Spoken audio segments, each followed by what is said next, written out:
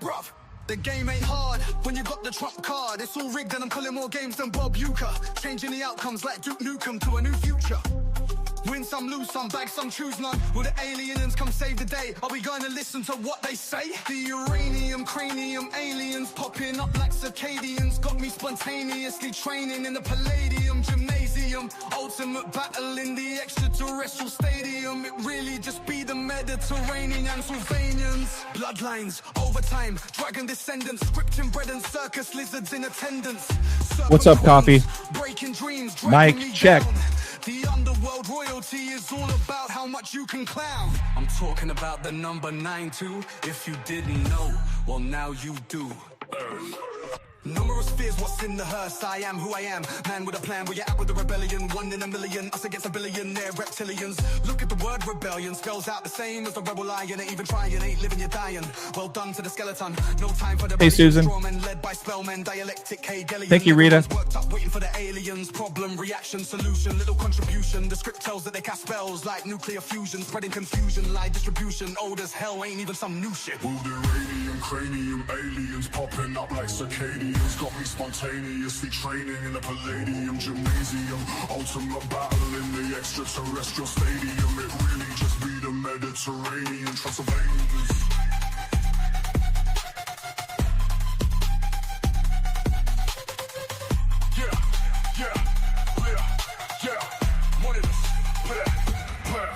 The uranium, cranium, aliens popping up like circadians. Got me spontaneously training in the Palladium gymnasium. Ultimate battle in the extraterrestrial stadium. It really just be the Mediterranean Transylvanians.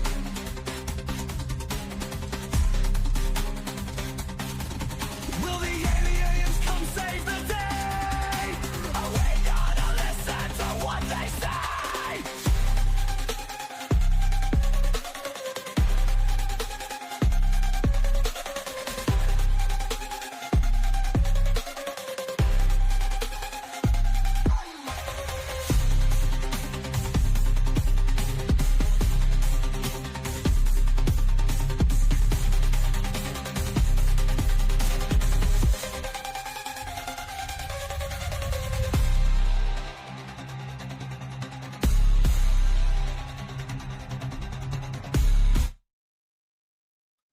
Welcome back, ballers, to another episode of Eye to Eye with AJ, Rambo, and Cody.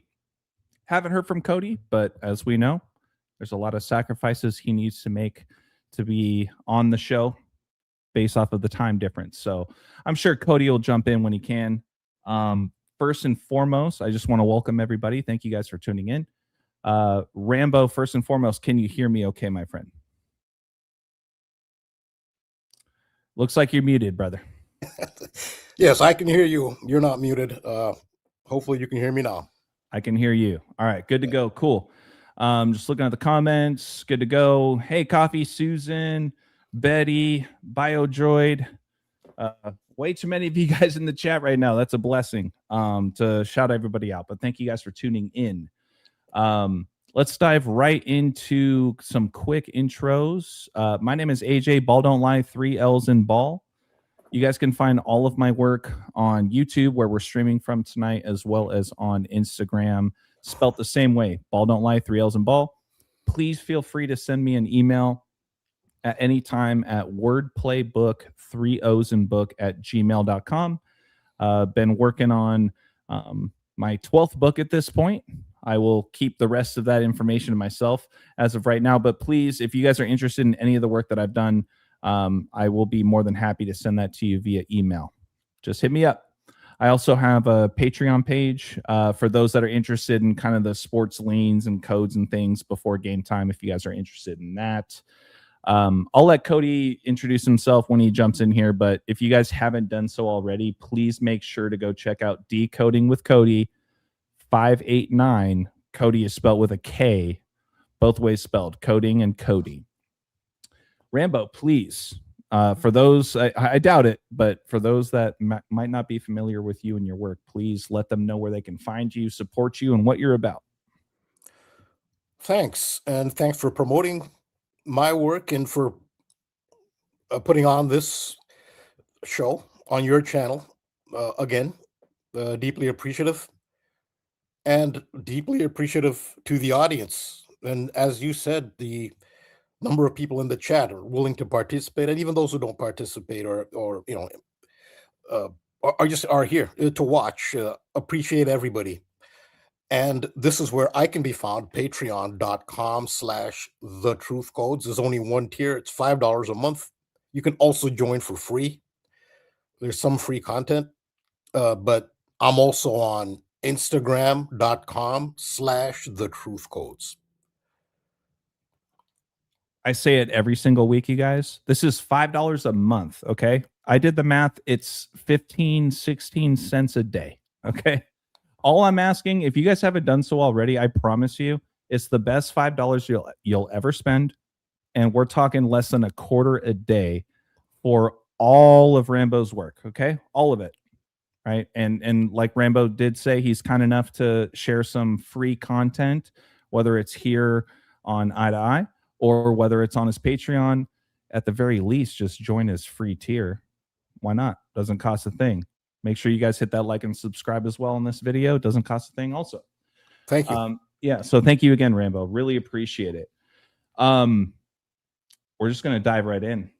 And Rambo, you and I talked about this briefly offline, but obviously the talk of the town, the story of the week is the once again failed assassination attempt, so to speak, of the President of the United States at the White House Correspondents' Dinner, right? There's ongoing stories and alignments and codes and things that we've seen with regards to David Wilcock, and we'll kind of tie those things in as well later. But one thing that I wanted to really shout out, a friend of mine who I have not talked to in a while, but he goes by Lies Laid Bare. He's yet to post for a long time on his Instagram page. So Lies, wherever you're at, brother, hope you're doing well. But I wanted to start here and let you guys know where I remember this particular connection that I'm about to share with you came from. And this goes back several years ago. This goes back to really the first reported assassination attempt of President Trump back on, what was it, July 13th, 2024? I think it was. Lies Laid Bare shared a post that was about a computer video game called Mr. President. And the whole gist of the game essentially was you play the role of the Secret Service agent who is supposed to protect President Rump. Came out in October of 2016. And Rambo, you told me you hadn't heard about this either, right? No, I had not heard about it. No. Yeah, and I've asked Cody, I've asked some other people in our Discord about it, and I haven't seen anybody really kind of come back to me and be like, yeah, no, I remember this, and share some findings. So I thought I would start here with just how crazy this is with where we're at now. There's been at least 3 assassination attempts on President Trump. I don't know if, have there been any other public assassination attempts more than on one president in the United States? Probably more that we don't know about, right? But I'm just saying for what's just in the news. Yes, I've talked about this with Trump. I've done so many decodes on this topic, and they all come together here. Just about the mortality in general of Donald Trump. It hasn't been emphasized on any other president at all. I mean, I've talked at length. I've done multiple decodes. Kathy Griffin holding up a mock severed head of Donald Trump. That's taken it to another level. It's unprecedented. There's that. There were rumors last year, because Trump hadn't been seen in public for a few days, that he had died. They do that with people from time to time. They do it with Benjamin Netanyahu. They put out fake death reports. They did that with Michael J. Fox recently. There have been these kind of things with other presidents, not to the extent that it has been with Donald Trump. And you have this example here, a video game, President Rump, on and on and on. there was a James Comey where he did that tweet where it was 86. He saw some shells on the ground where it said 8647, like 86. Someone's 86, 8 feet long coffin, 6 feet under, and then 47, which is a reference to Donald Trump and how that was a coded threat. And James Comey had to be interviewed by the Secret Service just because of that picture that he took of the 8647 seashells on the beach. It's example after example. And there are other, which are considered assassination attempts that weren't as publicized. There was one person accused of trying to poison him. That really was as publicized.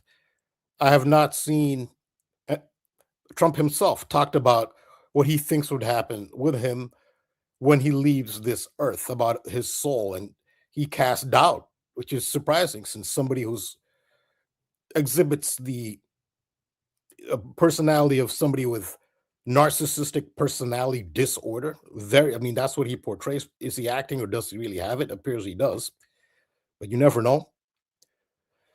In a rare moment for somebody like him, he actually said he's not so sure he'll go to heaven after he dies. But again, there's been a focus on Donald Trump's mortality, by far more so than there has been for any president or even public figure. So yeah, that's what I'd say. This is just another example. Yeah, and I wanted to pull up another example. I was biting my tongue because I didn't want to steal your thunder if this was another example you were going to bring up. But going back to 2016, right? Let's not forget that I mentioned that this game came out in October of 2016. I'm going to flip my screen here. Just give me a quick second. Let's see. Stop. You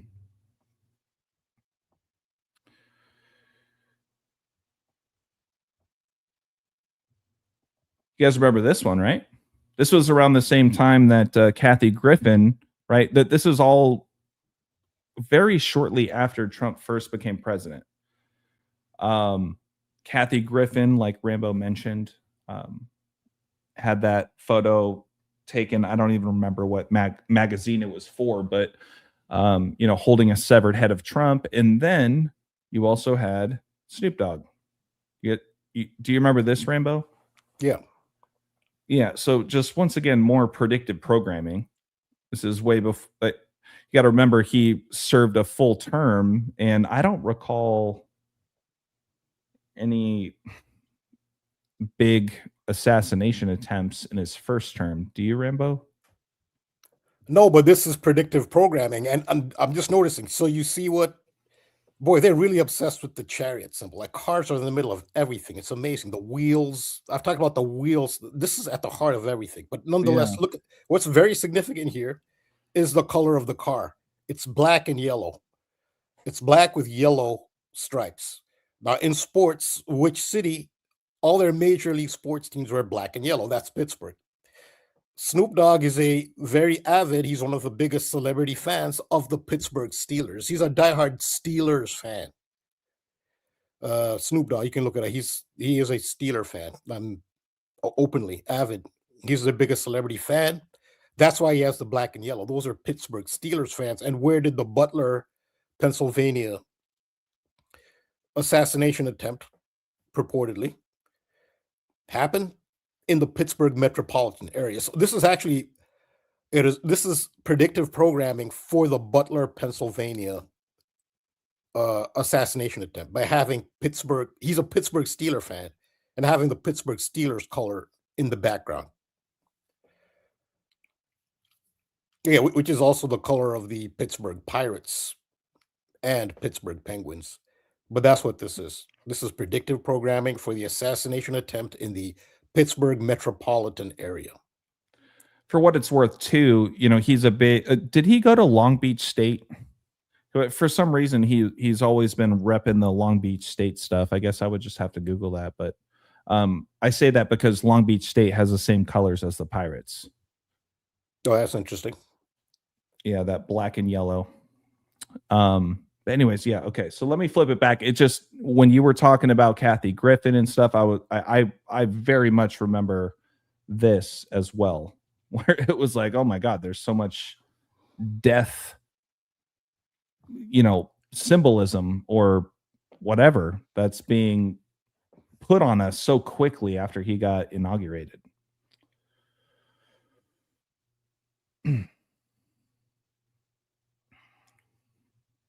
Sorry, it's still a little challenge for me to flip the screen.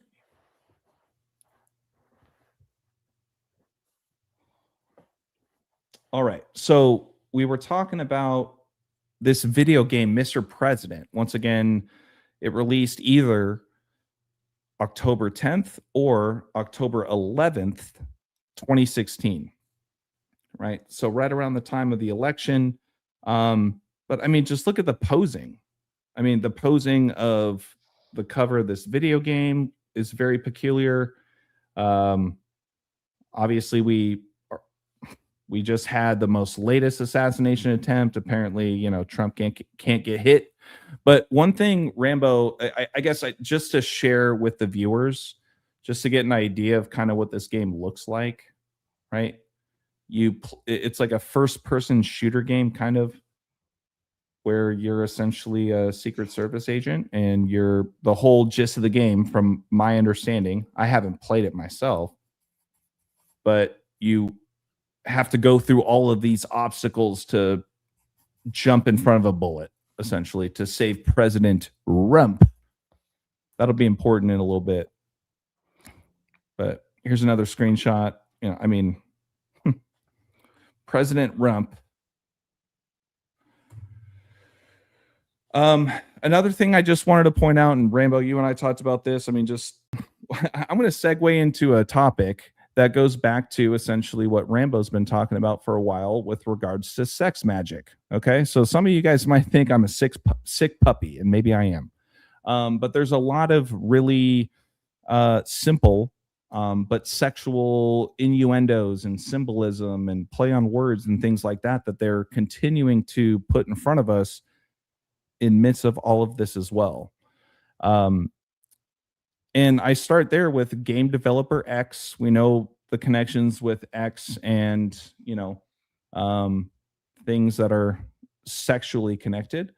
But notice that the game Mr. President was published by game developer X, and we have Donald Trump kind of spearheading SpaceX alongside Elon Musk.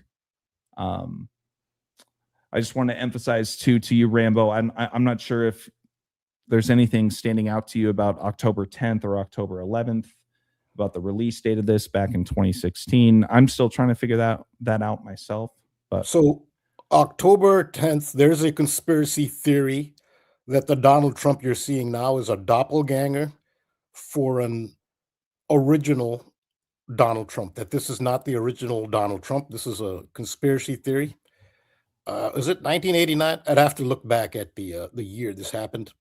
There was a helicopter crash with 4 executives of Trump's casinos on October 10th. It might have been 1989. I'm not look up the date. Mr. S says that it's Trump's grandmother's birthday. Interesting. Yeah, that's interesting. But so there's a conspiracy theory that the helicopter that did crash on October 10th, they say Trump narrowly escaped death. You see, that death and mortality has just been part of his narrative throughout. This is long before anyone even considered he'd run for president at all. So they say a last minute decision, he decides not to get on the helicopter. It's in New Jersey. The helicopter crashes in New Jersey. The pilots and the executives of the casino all die. And it's seen as a near miss for Donald Trump, narrowly escaped death, because at the really last second, minute or so, he decided not to get on the helicopter. There's a conspiracy theory that he was on the helicopter and that he was replaced by a doppelganger. This was a theory. And one of the things people point to, not that it's proof, is how it was right after that he divorced with Ivana. And some people are saying, like, yeah, because now Ivana had to live with total stranger. But she divorced him right after that. But that 1010, and I've talked about 1010. It's a coded number. It's coded into assassinations, and I can say how it's coded into the Lincoln assassination. John Wilkes Booth, who assassinated Abraham Lincoln, in a theater. So again, it's a theater. All the world's a stage. Take everything with a grain of salt. It was a lot easier to stage things back then than it is now. But John Wilkes Booth entered Ford's Theater in Washington, D.C., which is where this Hilton Hotel was, in Washington, D.C. So much happens in Washington, D.C. He entered Ford's Theater at 10:10 p.m. So that also ties into the theme. So that's the significance of Rambo. October 10th, yeah. Don't sell yourself short here, because you had a whole other 1010 thing going back less than a year ago with the last assassination that took place when it comes to a political figure, right? Erica Kirk, right? Her going down the zip line and you pointing out the 1010. Everyone was on the 910, right? Yeah. Because that was the date of the assassination, but you really focused on that 1010. And of course, Erica Kirk is the one walking, there's a lot of footage of her walking out crying and, all that kind of stuff. But I just wanted to piggyback on the 1010s that you're emphasizing because you shared it yourself on your Patreon. Yeah, so that's great of you to remember that. Another time 1010 ties into political assassinations is with the attempted assassination of Arizona Senator, U.S. Senator Gabrielle Giffords. Giffords, yeah.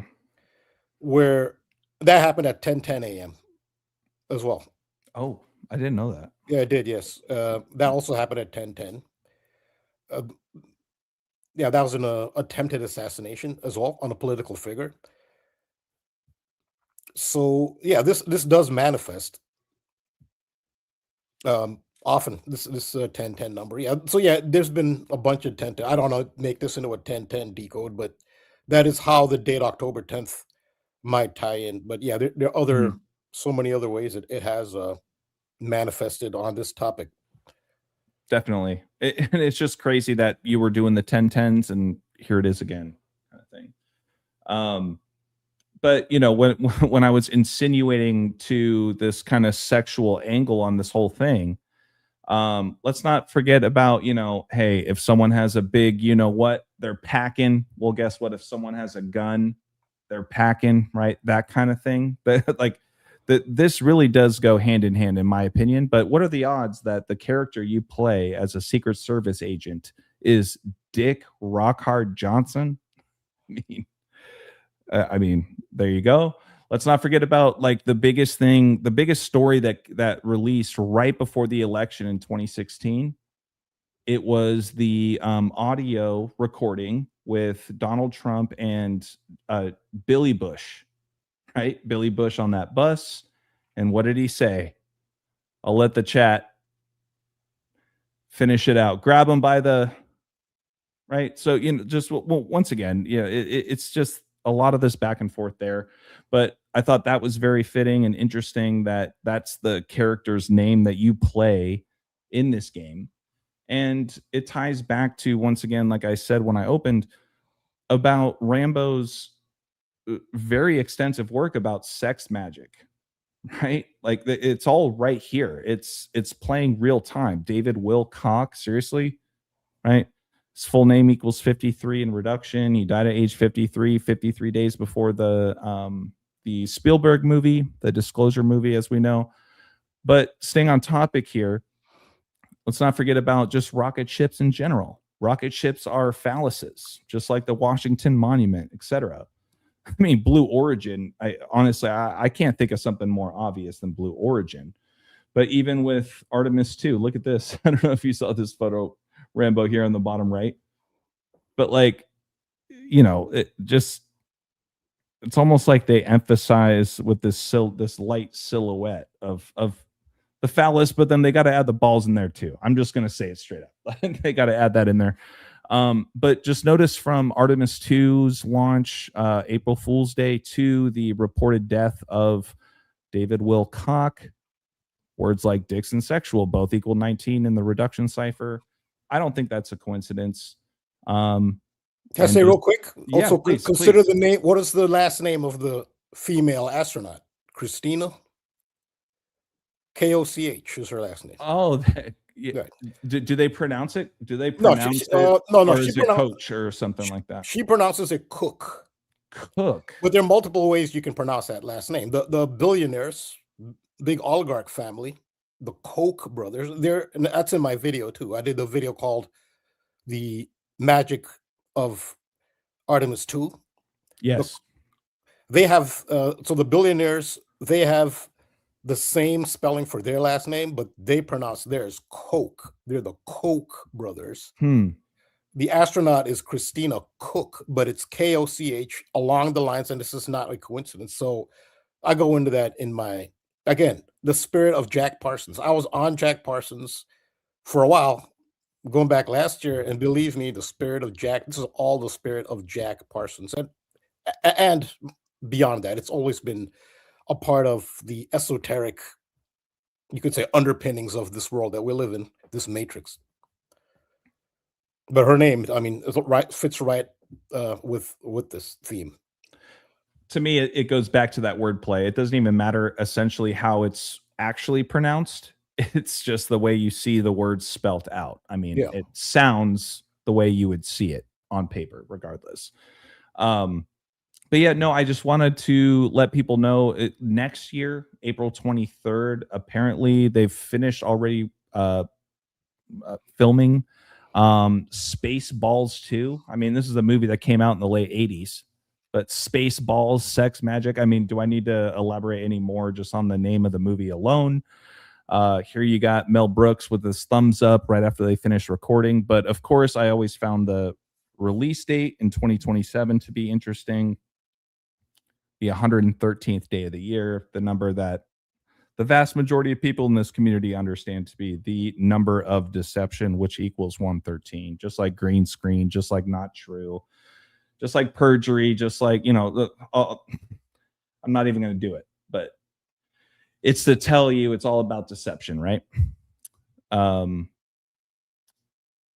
and once again, Rambo, please feel free to interrupt me if you need to, no big deal. So segueing back to what happened with Trump's White House Correspondents' Dinner and whatnot, you guys, look at this. If you guys didn't know about Mr. President, the PC computer video game, what if I told you that if you do a quick measurement, because you guys got to remember, I pointed out that when I screenshotted Lies Laid Bear's post, it said that it was October 10th. The official release date of Mr. President the game. But in my latest screenshot here, you guys can Google it right now. It just says October 11th. So shouting out KODI here, using the rule of Kalel, right? When you do the measurement from the release date of Mr. President, the video game specifically about the assassination of President Rump,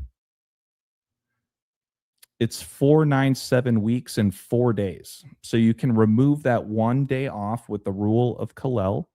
And sure enough, you got 4973, the 666 prime number. Now, I found that especially interesting, and I'm kind of winding things down here, is things like computer equals 666. We've talked a lot about that. Don't forget, this is a computer game. This isn't something that's on a PlayStation or Xbox or whatever. But National Aeronautics and Space Administration is 666. Heaven and Hell is 666. The Fallen Angels 666 in the Satanic Cipher. But to really kind of land the ship here, so to speak, remember Donald Trump, to a lot of people, is known as the President of Peace, and he emphasizes how he's trying to bring peace on Earth, which equals 666. And I mean, just look at what's going on around you, at least what they're sharing with you publicly. And Rambo, I shared this with you offline, but this was kind of where I wanted to pass things off to you, because you have talked a lot about this as well, but I just thought it was very interesting, the symbolism here about it. Essentially looks like Cole Allen is kissing the black cube.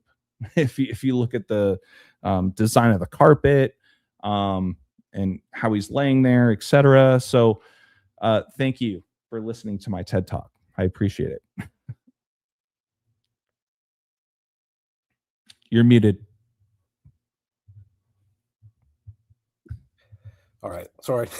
No, we're good. We're good. All right. So it's all relevant. And it was my latest video was on half an hour long. It could have been longer.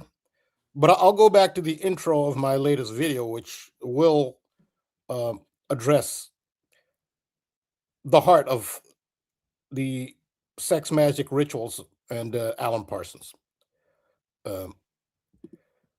So yeah, this is my video, The Magic of Artemis 2. It's on Patreon. And this is the intro, which gives you a background into the whole sex magic. Alan Parsons is a very key figure to NASA. And I go into that in my video here. And I was already talking about Alan Parsons. His spirit is very much alive, without a doubt. So this is the intro to The Magic of Artemis 2.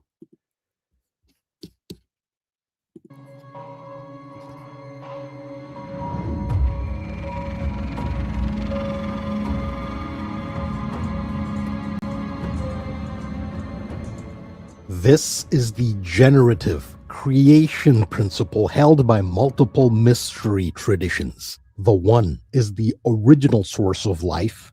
The one is the neuter, neither male nor female. From Hermetics.net, a definition that explains the principle behind esoteric sex magic, such as that practiced by the Order of Thelema of Aleister Crowley and Jack Parsons, a co-founder of NASA Jet Propulsion Labs, JPL, Jack Parsons Labs. The universal androgen. All physical and mental phenomena depend, for activity, upon the law of attraction. When it is discovered that the law of attraction proceeds along the lines of sex and sex alone, then it is seen that all activity is sex activity. Had the world soul remained neuter, there would have been no universal manifestation or creation. Hey, Rambo, really quick. I know I never do this, and I apologize. I was wondering if you could do at least me a solid, because I don't know if there's other people watching that have the same question I do, but could you go back to that quote really quick? And maybe, I'm not trying to put you on the spot, man, just asking, like, is there a way you could kind of break it more down into layman's terms? Because it was a very like wordy quote, and I know it's very impactful. This quote here? Yeah. I was wondering if you could kind of, I don't know, all right, like help talk to me like I'm 5 years old for a quick second, just to, really get my takeaway from this quote. Right. So I got this from Hermetics.net. It's from it's the website of the Hermetic Academy Library. And this is how they explain it. All physical and mental phenomena depend for activity upon the law of attraction. So this is about the 3D world, the physical world, the three-dimensional physical world. This is a principle of creation. Humans and animals. There are a few species, kind of odd species, like those are outliers, like maggots. They just spontaneously appear. I mean, they don't, procreate in a sense, in the way that other species do. But for species to proliferate and increase in numbers, to be created, there has to be a male and female. Even if, and this is in nature, some people are just born attracted to the same sex or same gender. Well, they can't procreate, so they need things like surrogates. It's just in nature, you need the opposites, male and female, in order to create life. They need to come together to create, but that's in the physical realm. That's in the 3D realm. So when they want to do manifestation magic, you're trying to manifest events in the physical world. they will call upon these forces of male, female. It's in electricity. I showed this in this video as well. A battery, you have the plus and the negative. Plus, yeah, plus and minus. The plus is male, the minus is female. That doesn't mean, so when you use the term negative, we still don't like to use that in electricity, because the connotation negative means not good. No, that's actually not what it just means, polar opposite. And in fact, they say in electricity, it's the negative pole that really gets, the energy flowing. It's actually more the negative pole. So negative is not negative in the sense that, that's why sometimes they don't really like to use that term, but nonetheless, it's a principle in science. It's a principle in technology, as well as just in biology, is the male, female, polar, two opposite poles are needed to create life, to create energy, to create, technology, to run a motor.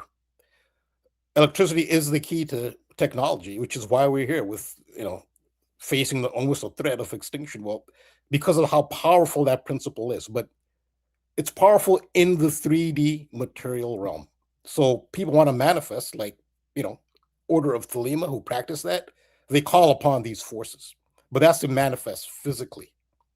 When it is discovered that the law of attraction proceeds along the lines of sex and sex alone, then it is seen that all activity is sex activity. So they're talking about activity in the material world, which includes technology. Everything runs on electricity. Once electricity is discovered, the sky's the limit. You end up with AI, which to me seems like the ultimate invention. But you had to discover electricity first. And what's at the heart of it? These plus, minus, male, female, polar opposites. In order and we as humans, we are electrical beings, right? Physically, yeah. Right. Yeah, exactly. On the material plane. And it just makes me think about how we're majority water, right? Yeah. And water's connection to electricity and how powerful that combination is, right? Yeah, water's a conductor, yes. Now, this is in the physical realm. This is for manifestation in the physical realm. The human body is physical, not the human soul. What is really activating a body is a soul, is a spirit. That is not 3D. That is not physical. The spirit existed before the body did. I understand if some people are atheists. I can understand why somebody would be an atheist. I'm not, but I understand why somebody would be, because some people are they want to be practical and focus on what is provable. No one can say for sure what happened before we came here and what happens after. It's not provable at all. I can understand why somebody might just be practical and say, look, I'll just deal with what is provable. And these spiritual phenomena are just not provable. I respect that.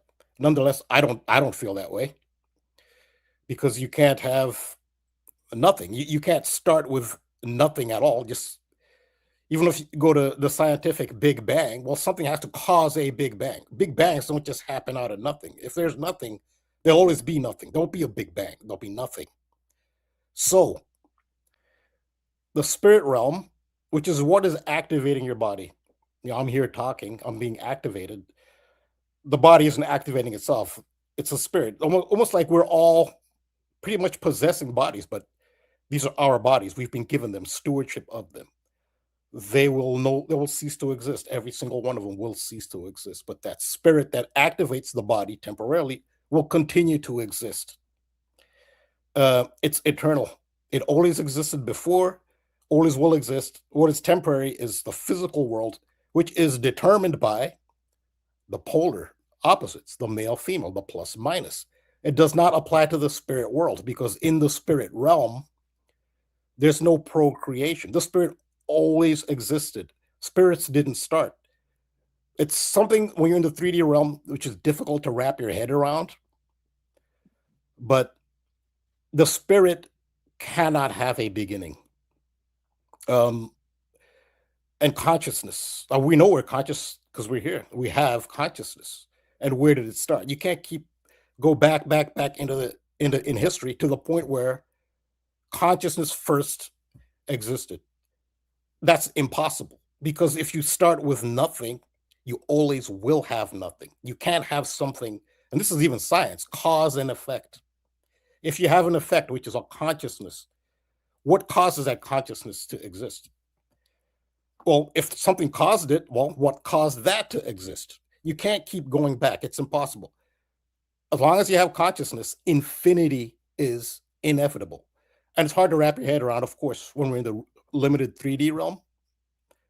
But in the soul, the spirit, this is outside of the 3D realm, the spirit has no beginning. It's eternal. It always did exist. There's a source, a spiritual source to existence and consciousness, which always existed. It doesn't have a beginning. Infinity is inevitable as long as you have consciousness.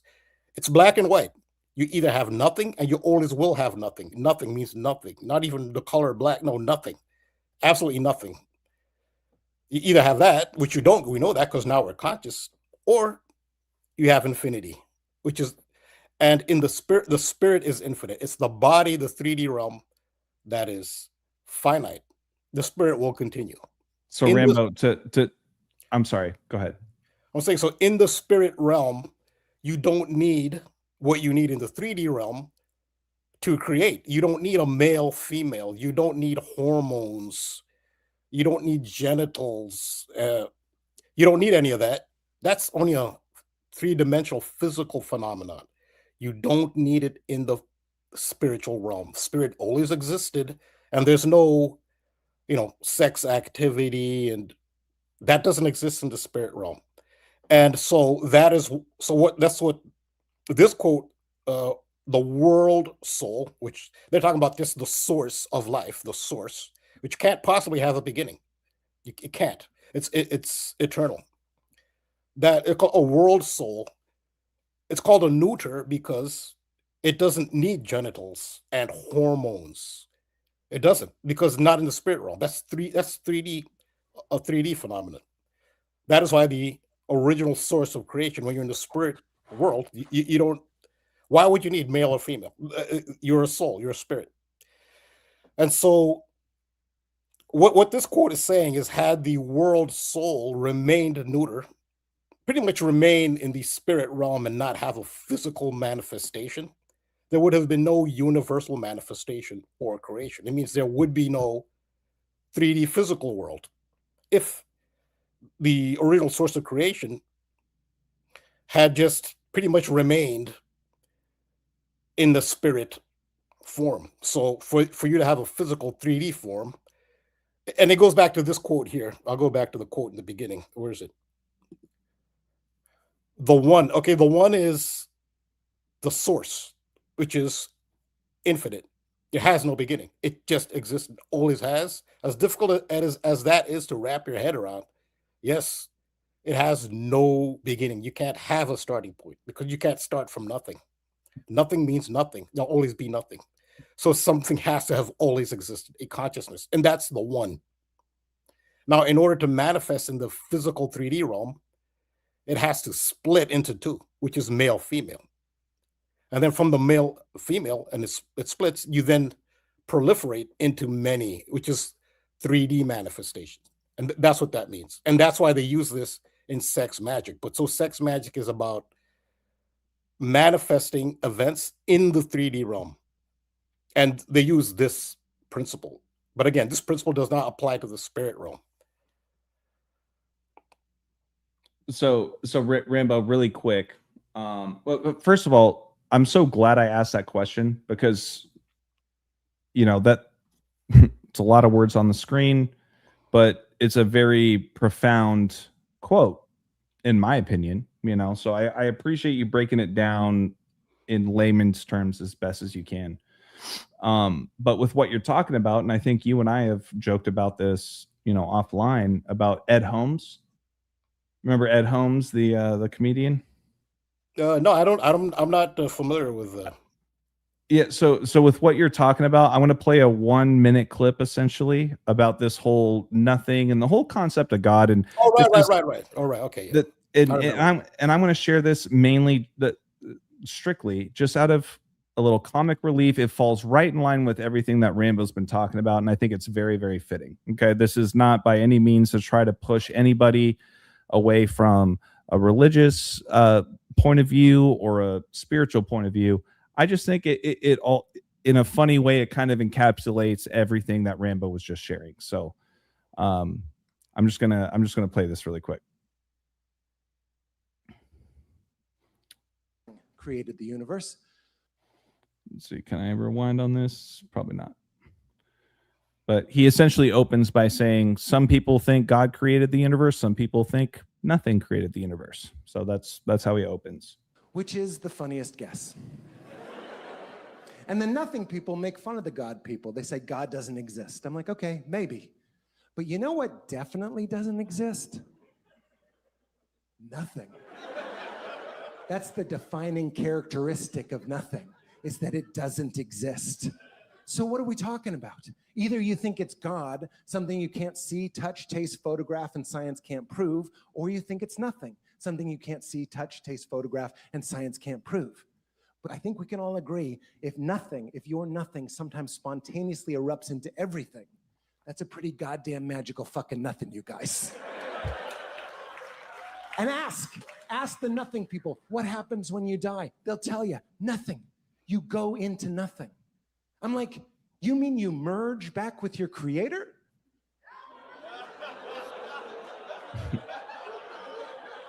That's heaven, bitch.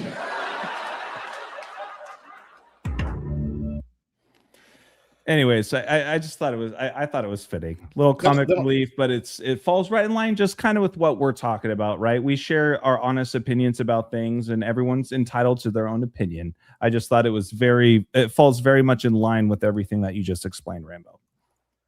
Yeah, that was brilliant. But it's just what he said is logical. You cannot start with nothing. Sure. And this is science, it's cause and effect. Every effect has a cause. If the initial cause is nothing, you can't get something out of nothing.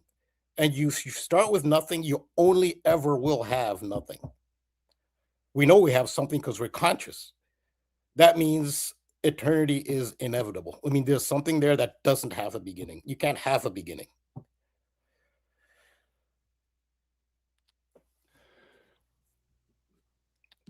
So I see on the shared screen, the shared screen you are requesting.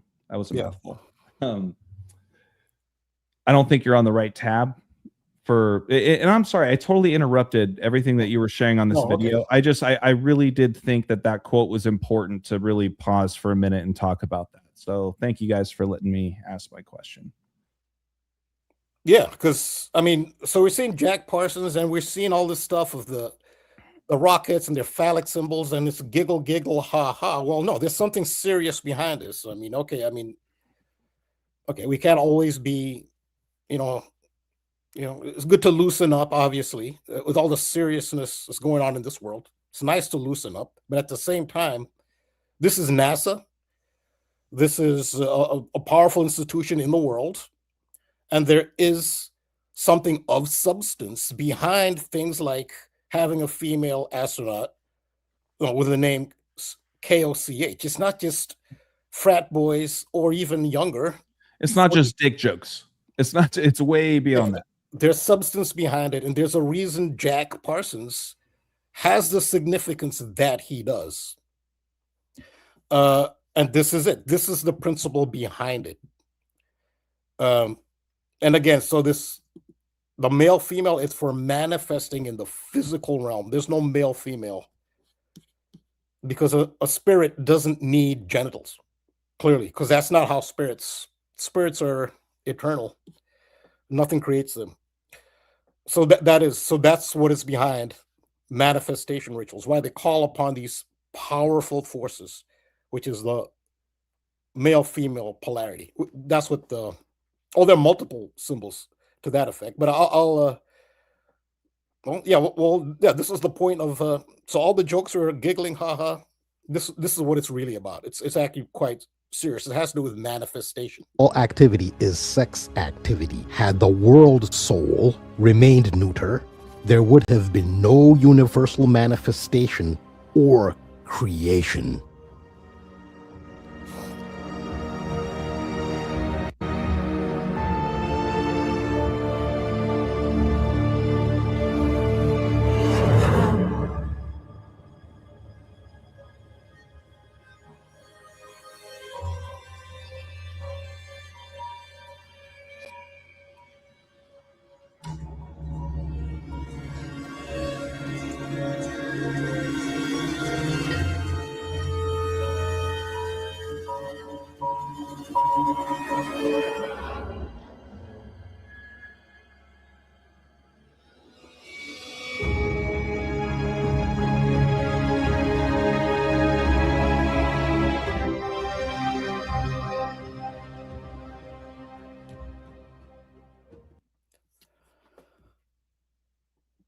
So I had a quick observation, Rambo, towards the end, and I did a post on this, I think earlier today or yesterday on Instagram, and thank you for shouting me out about God knows how long ago, talking about Jeremiah Love, from Notre Dame. The clover is one of their logos. The clover's got the heart symbolism and all the love themes I've been on, right? Jeremiah Love, now drafted by Arizona, founded on Valentine's Day, etc. But let's not forget that the Cardinals are originally from Chicago. And then you've shown the Baphomet, and you've explained how, the Church of Satan essentially is kind of latched onto that as a negative connotation, but it really represents polarity. But my point is that love topic, and what you've been talking about, there is no male female in the spiritual realm, but in the material realm, it goes back to the battery and positive, negative, and all those things. I'm just tying it back to the Baphomet, Church of Satan, founder, Church of Satan, Anton LaVey from Chicago, and just the connection with Chicago and Arizona in light with, even the space things we've talked about with Arizona has a very big presence in the space realm too, so I just kind of wanted to throw that out there. I know it wasn't in the best order possible, but I thought it was fitting. Yeah. Also, I want to clarify, because you said layman terms. I'm a layman too. I'm not a magician. I just look things up. I Google searched, and just to understand the principles behind sex magic, because I'm looking into Jack Parsons, because I see the significance of Jack Parsons, how sex magic is so central to him. But also, if you look at Aleister Crowley, and not just Aleister Crowley, just look at the tarot in general, which is kind of a blueprint for life. The tarot originated in ancient Egypt. There are all these connotations of the male and female, the phallic symbol and the female generative principle. It's everything. It's not just Jack Parsons, and it's not just Crowley. It's very widespread. And so I just looked into it. It's not, I'm pretty much a layman when it comes to this. I'm not a practitioner. There are people who are. I'm not going to judge them, but there are people who know more about this, probably could explain better than I am. I consider myself a layman. All I did was a simple web search. But I want to put things in context here. So this is part of a video, which is interesting. Again, so now that you know the background, there's a pretty substantive background to all this imagery. I want to go to the most recent moon landing, as per NASA, which was Apollo 16. Everyone talks about, the first one, Apollo 11, Buzz Aldrin, Neil Armstrong. But the most recent one, which was in 1972, which was Apollo 16, and there's one astronaut who's still alive today from that moonwalk. His name is Charlie Duke. And in the months leading up to the Artemis 2 mission, he's been doing the rounds on a lot of social media and mainstream media outlets, talking about the last. Is that Duke, D-U-K-E, like Duke University? D-U-K-E, yes. Yeah. Okay. All right. So surprisingly, not much is mentioned about that moon mission. Well, okay, with Neil Armstrong, that's great and all that, but how come no one talks about the most recent? Because they did several moon missions after that. And Charlie Duke is the most, so all his other partners have passed, colleagues for that mission. It was 3 people. He's the one who's still alive, and he's also addressing conspiracy theorists, people who question NASA and the veracity of NASA's claim, not only about the first moon landing, but even some of the others, but primarily about the first one. He's also been addressing some of them as well. So he's really been active now with NASA. But I want to, with this as a backdrop, I want to show there's footage of him. This is the most recent moon landing, which is 2026, a time of AI and mind-boggling technology, and they can't duplicate yet what they did in 1972 and 1969, 68. apparently. So you're saying the next Artemis mission is Artemis 3, then they'll actually land on the moon when it's not even groundbreaking like they did in the 60s. And they say the average, your cell phone now, your smartphone has a lot more advanced technology than the original Apollo moon missions.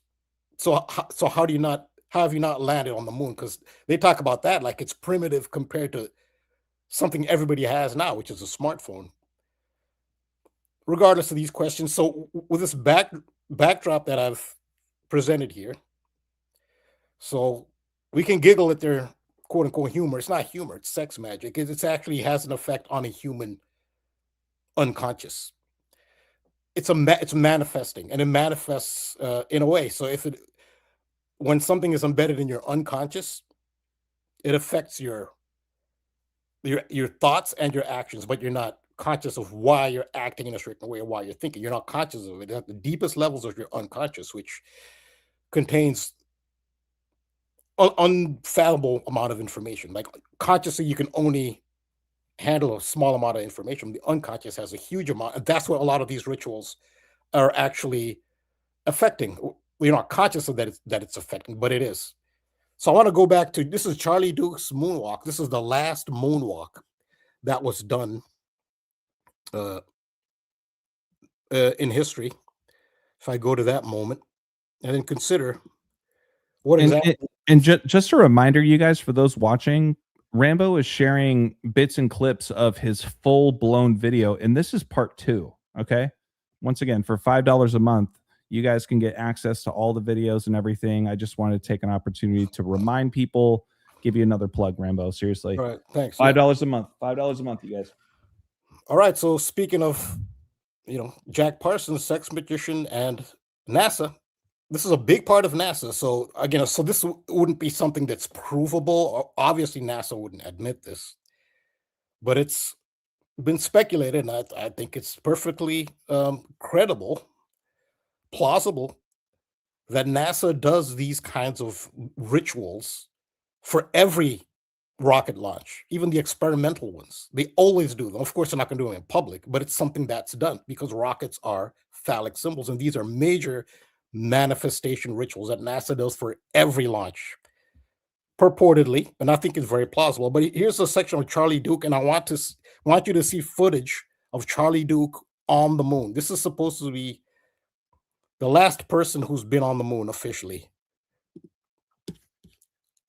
Making the media rounds and is thrust back into the spotlight in the years leading up to the Artemis 2 launch and during the launch and after the launch. Look at this footage of Charlie Duke on his moonwalk on April 16th, 1972. The spirit of Jack Parsons has always been alive at NASA. The moon determines monthly cycles on Earth related to human female fertility. Astronaut Charlie Duke was sticking a probe into the surface of the moon to receive a sample. The surface of the moon gave much more easily than he had anticipated. Was this part of a Jack Parsons JPL Thelema influenced moonchild alchemical ritual?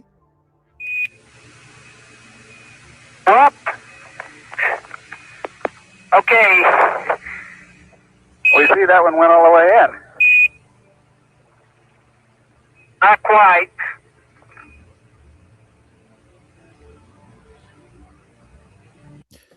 Well, there you go. That's Charlie Duke, and that's the most recent moon mission. You can. That's exhilarating. I mean, that's how important. So imagine the magnitude of that ritual. That is hypothetically, someone's on the moon. That is an extremely powerful ritual. It did not stop with Jack Parsons. It hasn't stopped in 2026. But Jack Parsons, you cannot understate the importance of Jack Parsons and his relation to Trump as well through the whole moonchild thing. So yeah, so you can, make up your mind what was being done there. He lost his balance while sticking his probe in the moon. Okay, but Yeah. okay, yeah. But that's NASA. This is the world you live in, and you can speculate as to what exactly they're manifesting. Well, somebody more knowledgeable can maybe give a more educated theory as to what, and maybe only a real insider would know, what exactly are they trying to manifest. I can end it near the end of the video. I just show how some of these principles are in religions. If I can add one more dick joke with this whole thing, because I mean, to your point, Rambo, like it's not about me trying to play this off like it is a joke. I think to a lot of people that are on a different kind of level of frequency and not seeing the true symbolism and the knowledge that you're sharing with us tonight, yeah, it's like, okay, a lot of dick jokes, got it. But you know, think about the phallus-esque whatever it was that Charlie Duke's putting into the moon, and how is the moon sexual? Well, when you show your butt, you're mooning somebody, right? You know, so the rocket going to the moon, you guys get it? Like it's just, it's all right there, and it's easy to just laugh about it. But like, this is serious stuff. This is serious stuff, and thank you for really enlightening us on that. It's a big part of Aleister Crowley's sex magic. Yes. Jack Parsons and L. Ron Hubbard were part of Aleister Crowley's Order of Thelema. Thank you, Rambo, for bringing that up. Because L. Ron Hubbard, let's talk about that for a second. Why would that stand out to me? Have you heard about this common craze going on right now?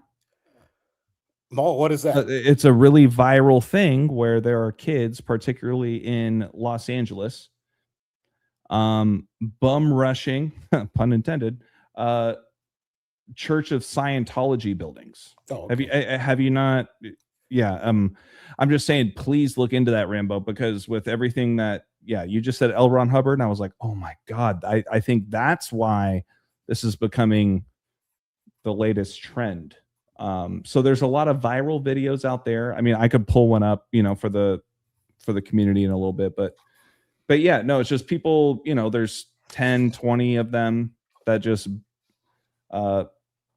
blitz essentially a Church of Scientology building, and they just run around and try to get as far into the building as they can. But like, it just came out of nowhere.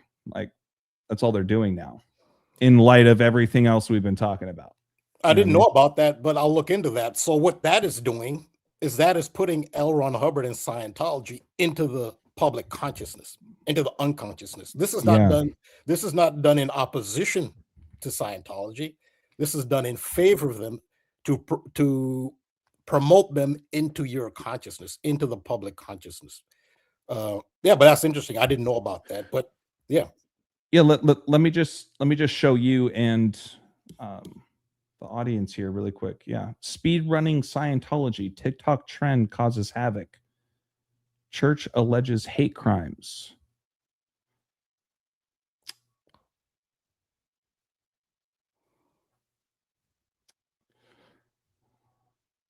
Viral videos of teens running through several buildings in Hollywood that belong to the Church of Scientology have racked up millions of views online.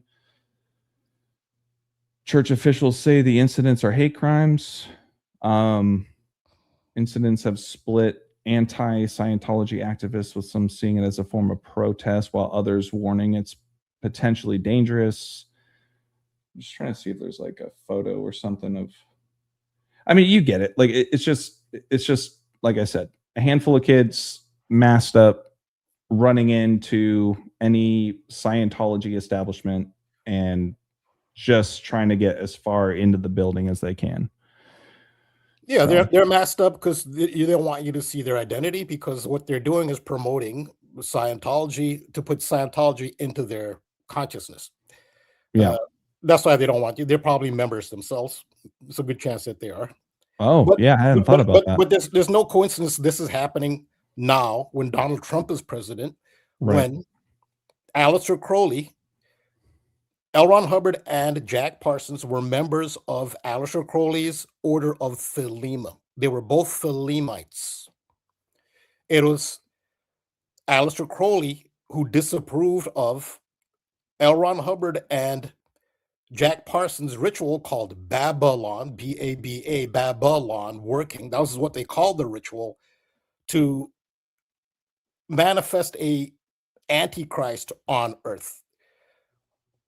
While L. Ron Hubbard and Jack Parsons were members of the Order of Thelema, which is Crowley's organization, Crowley disapproved of their ritual, even though Crowley was into the sex magic and he was really out there himself with some of the activity he engaged in with the sex magic.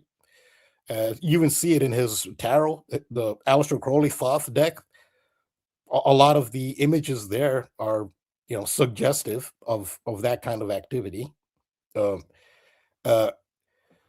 Nonetheless, Jack Parsons, L. Ron Hubbard took it to a level that Crowley felt was actually not. This is the thing too, like at least Jack Parsons, he didn't think that what he was doing was wrong. He actually thought bringing in an antichrist into the world was a good thing for the world. He actually thought it was a good thing.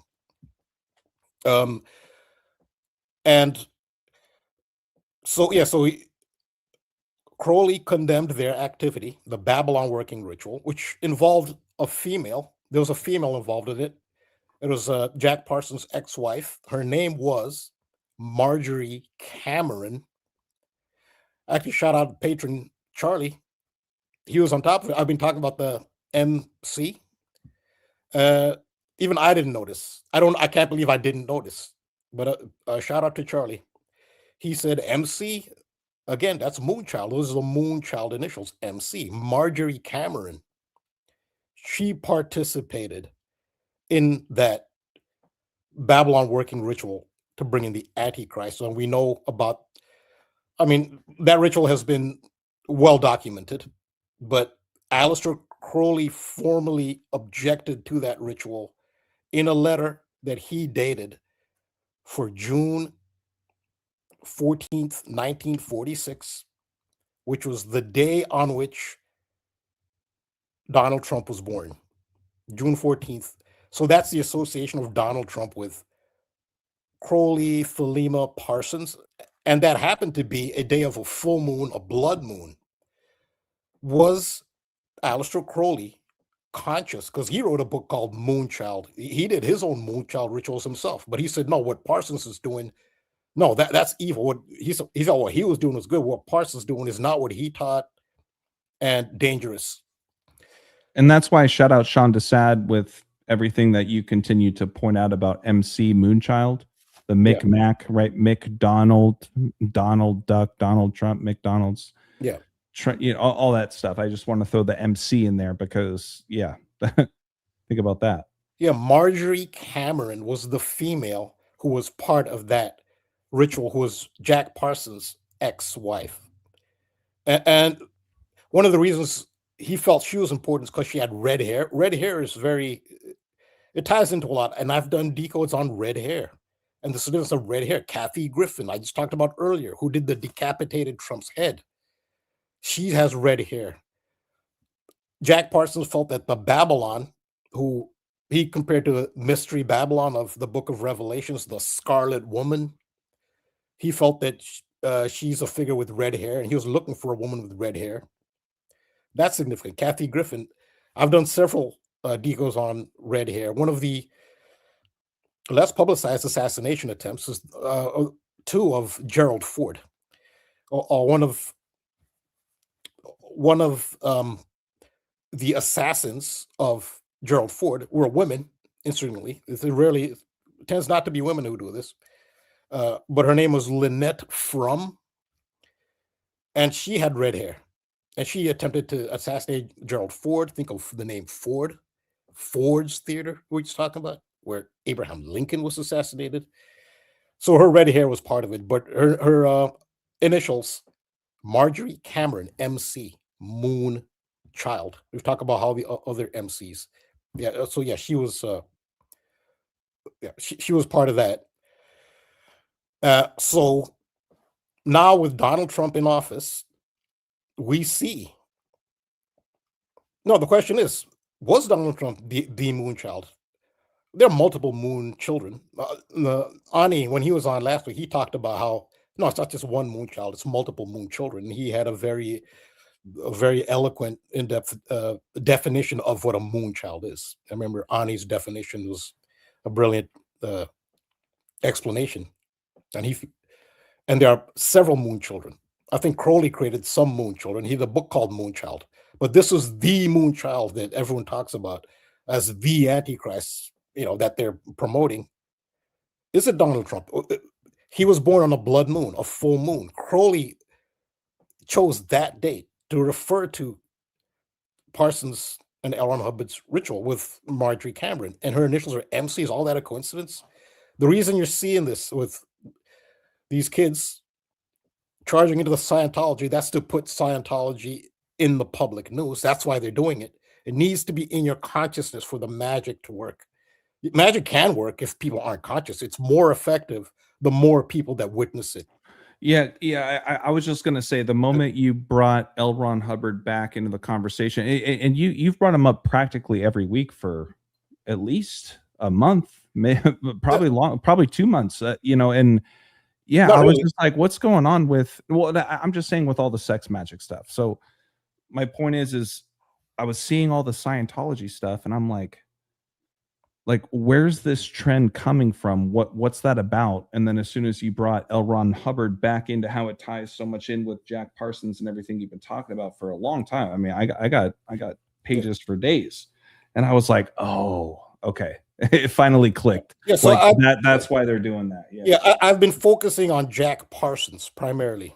You could say I've been mentioning Jack Parsons every day for months. I don't really mention L. Ron Hubbard that often. It's Jack Parsons who I've been mentioning since last year. I was on Jack Parsons. The spirit of Jack Parsons. I stand corrected. Maybe I misspoke. I know you've mentioned him many times. Yeah. How they're connected, but nonetheless, L. Ron Hubbard was very closely associated with Jack Parsons and was involved in that Moonchild ritual. And I'll explain how Donald Trump is relevant, which is why this all has to do with Donald Trump. This is a broader ritual who Donald Trump is part of. Whether there is such a thing as a Moonchild, we can debate. Whether the magic actually works, even if they think Trump is a Moonchild, so what? Is there any legitimacy to it? Can you really define exactly what a Moonchild is? Can you define an Antichrist? What's an Antichrist? How do you define that? What makes someone an Antichrist? How do you prove they're an Antichrist? That's all debatable. This is a big show. And yes, magic has some power. People have their different, beliefs. Some people don't believe in magic at all, but magic and science are practically the same thing. But if the things that music wise, MC, another popular MC with music. I think you got this one, Rambo. Well, I've done. Okay, I didn't want us to make an MC decode, but I was on MC 2 years ago. I was on MC, and that was when 2 years ago. The way I got on MC was at the Grammys. There was a veteran musician who most people don't follow Grammys like that. Like you follow who's won Super Bowls, who has the most Super Bowls. People don't follow Grammys like that. Most people would have assumed that Miley Cyrus's years in the business, she would have won a Grammy at some point. Most people didn't realize she'd never won a Grammy for all the years she'd been in the business. This was 2 Grammys ago. I believe that was number 66 because the latest one was 68th. Miley Cyrus received her very first Grammy exactly 1 week before Super Bowl, which was Super Bowl 58. Miley Cyrus received her very first Grammy, and it was awarded to her by Mariah Carey. And now she highlighted this herself. When Miley Cyrus received her Grammy award, she said, quote, "This is iconic. One MC receiving a Grammy from another MC." Miley Cyrus highlighted it. And this is ahead of the Super Bowl, which is 1 week later was the Super Bowl. The San Francisco 49ers were playing the Chiefs. And the big star, the star of the San Francisco 49ers is their running back, Christian McCaffrey. His nickname is CMC, Christian McCaffrey. You can get into his esoteric symbolism. He's from Aurora, Colorado. We know about Aurora. And he was there at the time of that. Let's not even get sidetracked on that. But that's the MC. And who right now is the favorite? Again, it's a favorite. Nothing's been finalized. The odds-on favorite to headline the halftime show for the next Super Bowl 61 in Los Angeles. It's Miley Cyrus. And who opened the Winter Olympics? Mariah Carey did. Where were the Olympics? Milano Cortina, MC. Yeah, so I don't know who you had in mind, but that's what, if you want to talk about MC and musicians, that's what I would think. I'll give you one more hint, and then I'll just tell you. It's before Mariah Carey, and it's kind of a rapper in the hip hop realm. MC Hammer? Yeah, MC Hammer. I was just gonna say, is he in the news? No, I mean, I don't know. I could probably Google and see, but my point was, once again, another sex joke. What's a hammer? Oh, Hammer, yeah, okay. Yeah. MC Moonchild, MC Hammer. You know what I mean? Oh, yeah. That actually does. I guess Charlie Duke was MC Hammer. And the most recent. No, he's a Moonchild Hammer. You know what I mean? So there could be, I'm sure there's something there. Yeah, and I actually do go in my video. I looked at the date of the moon, the launch of Apollo 16, and who was born on that date. And they're part of it too. That's in my video. Who was born on the date of the launch? If Charlie Duke did that, then somebody very important was born on the launch date. I'll just show the end of my video here.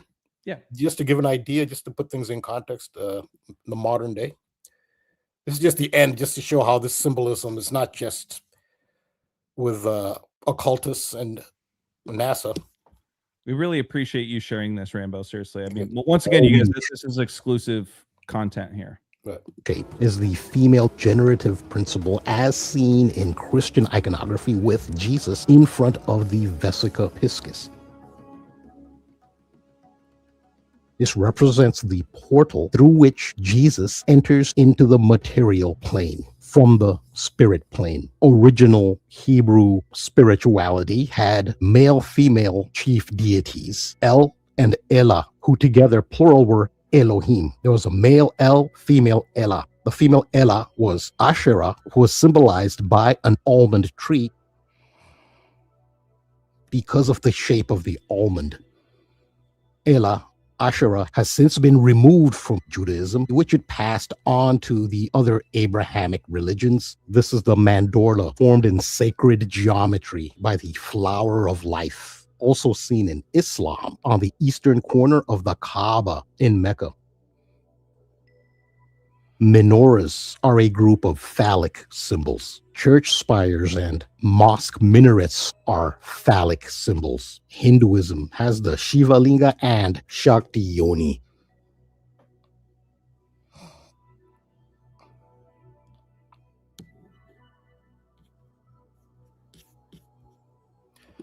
Yeah, so this is an aerial view of the Washington Monument in D.C.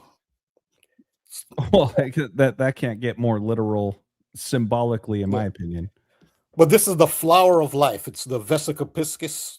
People say Pisces. Yeah, you can pronounce it that way, but Piscis and Pisces is the zodiac sign. I mean, for me as a Pisces, I can relate to that because, you know, you turn that angle of your photo. I don't expect you to, but I'm saying you turn it that way. It's a fish, right? So yeah. It's so just to show how central this is Washington, D.C. And this is sacred geometry. It's called the Genesis pattern, the flower of life, Genesis, creation, but creation in the material world. So yeah, so this gives context to those things that you pointed out in the Jack Parsons and Crowley activity, which is very relevant now. And this is why you're seeing all of this. This is the context behind it. Shout out Mr. S. That's a good addition. George Washington was a Pisces himself. Yeah. People are chosen for certain positions in history for their zodiac sign. Absolutely. Yep. Part of the reason they'll look at someone's birth, your birth chart determines what you'll be, what roles you'll get, especially a significant role like the first president of the United States. Yes, right. Yes, that's a good. Yeah, they did look at his zodiac sign for that one on multiple levels. I've talked about it on why other parts of his birth chart. The fact Pisces is ruled by Neptune and Jupiter. The Jupiter is a really big part of that as well. Jupiter is Zeus. There's a replica temple to Zeus, which is the Lincoln Memorial. Zeus, the chief god of Greece, who's Jupiter, the chief god of Rome. And the United States is the latest iteration of Rome. What's the symbol of Rome? The eagle. The eagle is a symbol of Jupiter and Zeus, which is why it's the symbol of the United States, which is why the Roman capital was on, the Roman Senate was on Capitoline Hill. Where's the American Senate? Capitol Hill. It's named after Capitoline Hill. This is the new Rome. So yeah, all of that goes into George Washington as well. In the rotunda of the Capitol, they have some Greco-Roman deities. There's Neptune, there's Mercury, there's Venus, and all the other, the whole pantheon is there, but you don't see Jupiter. Of all the gods, why would you not have the chief god, Jupiter? But they're all there at the rotunda. Well, Jupiter is there in the middle. It's George Washington. That painting is called the Apotheosis of George Washington. Apotheosis means man becoming God.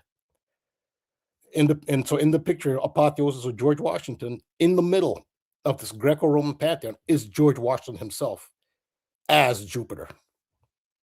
Only a Pisces or a Sagittarius could play that role. But I can see why they wanted a Pisces instead of a Sagittarius, because Jupiter rules Sagittarius and Pisces. So he's perfect for that role. A Pisces is perfect for that first president of the United States, because it has to do with birth, generation. You're birthing a nation, which is the latest iteration of Rome. It's the most, United States is an empire. But the Pisces is also the last sign of the zodiac, right? Yeah, it completes the cycle. It's like the birth and the end kind of thing. Yeah, it completes the cycle. It's completion. Yeah, it's the birth and the end. You could say that. Yeah. Mm-hmm. And Aries starts it again. I wanted to actually get a video for the viewers if they're not familiar with what we're talking about with this Scientology thing, and for yourself, Rambo, since you haven't seen it. Here, I'm just going to play this really quick.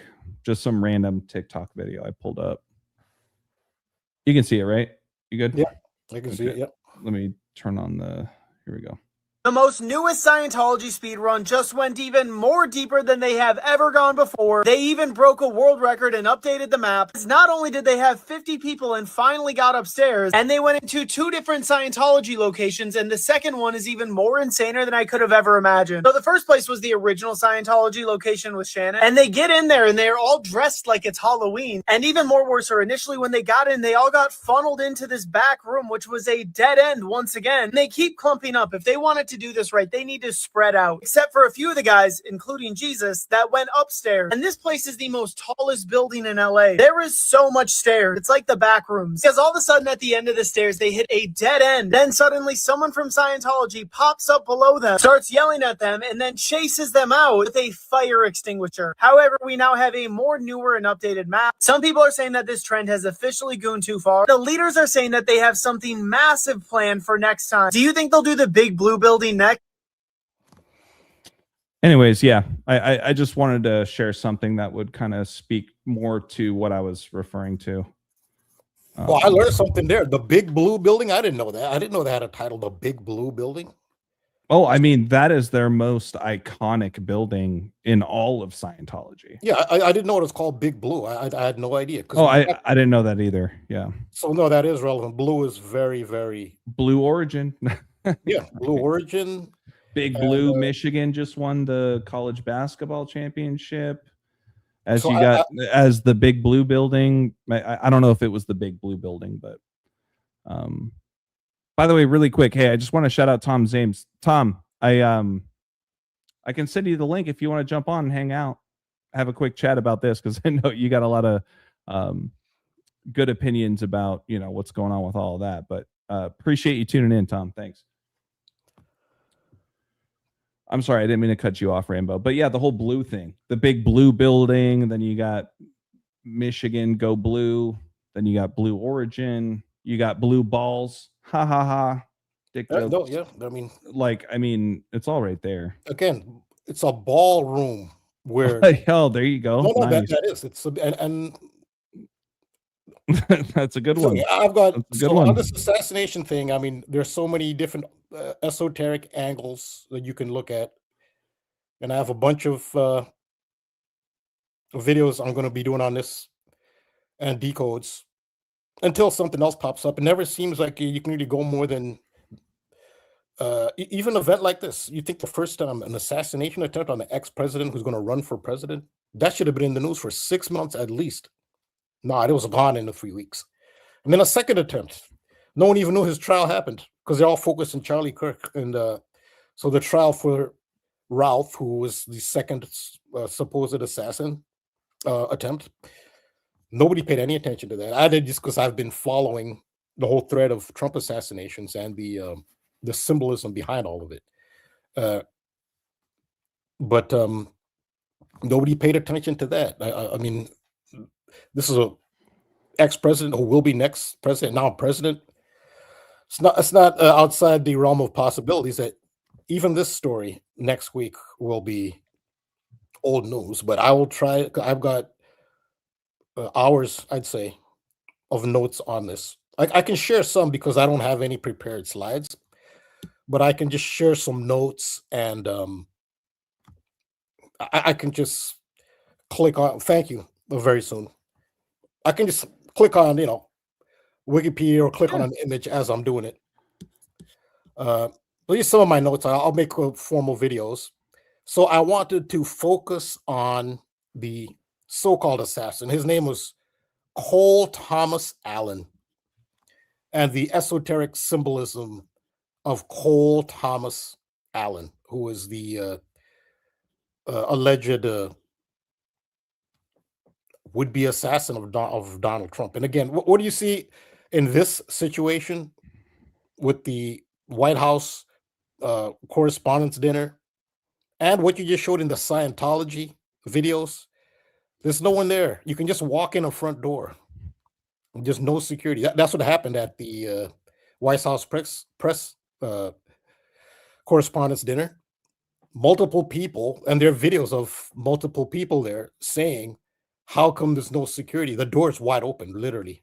They're I don't know who these people are, but they have some, I don't know what their status is in the Republican Party, but they're in their tuxedos. And they're on camera saying, you might as well just have a doorstop. You don't even, and they're laughing about it. I guess maybe they weren't anticipating something to happen, but they were laughing at how devoid of any security there was, considering that the president of the United States would have been there. And part of the motive for this is to justify the White House ballroom, because now they all come out and saying, you see, this is why we need a White House ballroom, because a federal judge has halted the building of the ballroom for now. So now they're saying, well, this justifies, see, this is why we need a ballroom, which is nonsense, because how many White House Correspondents' Dinners have they had? They've had, I think these things started, I don't know when they started, but it's been a long time. Like the early 1900s. I mean, yeah. And there's never been an incident. So why does it suddenly need to build whatever? The cost keeps going up. By the time it's done, it'll be $500 million. Why? Why? Just because of this? And they wanted it before this happened. So that doesn't even make sense. And it's never happened before. Well, the problem was there was no security. And we know this is a ritual. No one was in danger. Maybe some people thought they were because they like to get that human emotion and the loosh. I'm pretty sure they didn't tell Trump. They want real fear from him. I don't think he's in such a privileged position. Just look at what they're doing to them. The constant humiliating images, they're constantly death threats. I don't know. He may think it's cool that I don't know. He's seen as this guy who cheats death, but this is a joke. It's an ritual. It's an occult ritual. We'll see what's behind it. So I'm looking at. I have multiple chapters on this, but BlackRock. This will be my first video on it. These are my notes. It's titled BlackRock. So the occult symbolism of Cole Thomas Allen. That's the accused shooter. So I look into his name. Well, first off, it happened 15 days after the Artemis mission ended. So the Artemis mission ended on April 10th, and 15 days later is April 25th, which is when this happened. And April 25th, moon, 15 days is important because It is moon in the reverse Pythagorean cipher. So that number has come up before. And this ties into Jack Parsons. We already dealt with Jack Parsons. So I'm looking at his full name and his initials. Cole Thomas Allen. So if you look in the reduction cipher, which is Pythagorean, Cole Thomas Allen is 3, C is 3, T is 2, and A is 1. So his initials literally are 3, 2, 1. And why is that relevant to what we've been talking about? Because that's a countdown. And I think the geometry of countdown should be interesting. 3, 2, 1 is a countdown. We know why that's relevant. Let's see what countdown is. Countdown is 114. Why is that significant? Because that is Cole Allen's birthday is actually the 11th of April.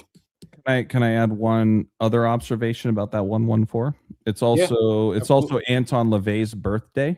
Oh, okay. Which matters because he ties into the Baphomet up and down, and shout out. I believe it was Bobby Simpson pointing out the Artemis 2 logo being the Baphomet, right? So, that was my decode on the Baphomet. Oh, okay, yeah. Either way, I'm just saying that for like anytime I see 114 or 411, immediately I think of Anton's birthday. Yeah, so his birthday is the 11th of April. And AI usually tells you. Today it's not telling me, I don't know why, but here it is. Usually AI will just pop up and tell you. His birthday is here it is. Cole Thomas Allen, early life and background. Cole Thomas Allen was born April 11th, 1995. So there you go. That's Anton LaVey's birthday. Is all I wanted to point out. Yep. No, yes, that's that is relevant. So just a reminder, that's countdown, and 3, 2, 1. That's his initials, which ties into the whole theme of Jack Parsons. Now, where did he do an internship? This is let me see. I don't know, but I got a feeling what you're going to share. I'm a little behind the eight ball on this whole story about Cole Allen, but this isn't the first time that we've seen past shooters and things like that in some sort of like infomercial kind of thing that gives that predictive programming, Yeah, so he did an internship at JPL. Oh man! Okay, free press from Caltech to NASA. Know the educational qualifications of Cole Thomas Allen, suspect in White House Correspondents' Dinner shooting. The 31-year-old suspect linked to the White House Correspondents' Dinner incident is discussed online. It's discussed online for alleged academic credentials. I don't know what they mean by alleged. A Caltech engineering degree, and an MS and CS NASA JPL fellowship. Really quick, hey, shout out Dr. Savage with your 3-2-1 connection. Cole Thomas Allen equals 1, 2, 3, 4 in Fibonacci. That's a good one, Doctor. It's a good one, yeah. I'm just taking notes on that. Cole Thomas Allen, no H in Thomas. Who was that? Who came up with that? I want to give him credit. Yeah, that was Dr. Savage. Oh, Dr. Savage, 84. Yep. Right. So there's a connection. Look, I'm just a messenger. You can't really say I'm reaching at this point. He is directly connected to JPL. And who co-founded JPL? Let's, just to confirm, JPL. Let's see, where's Jack Parsons' name should be here. You're doing a great job, by the way, Rambo. I know it's not very often that you're doing your thing with the screen, so you're doing awesome. Yeah, there just simply wasn't enough time to make a video, but the Jet Propulsion Laboratory is a Caltech owned and sponsored by NASA Caltech. Jack Parsons, here, the Suicide Squad, left to right, Rudolph shot Apollo Milton, Olin Smith, Frank Bellina, Ed Foreman, and Jack Parsons. Here's Jack Parsons right here.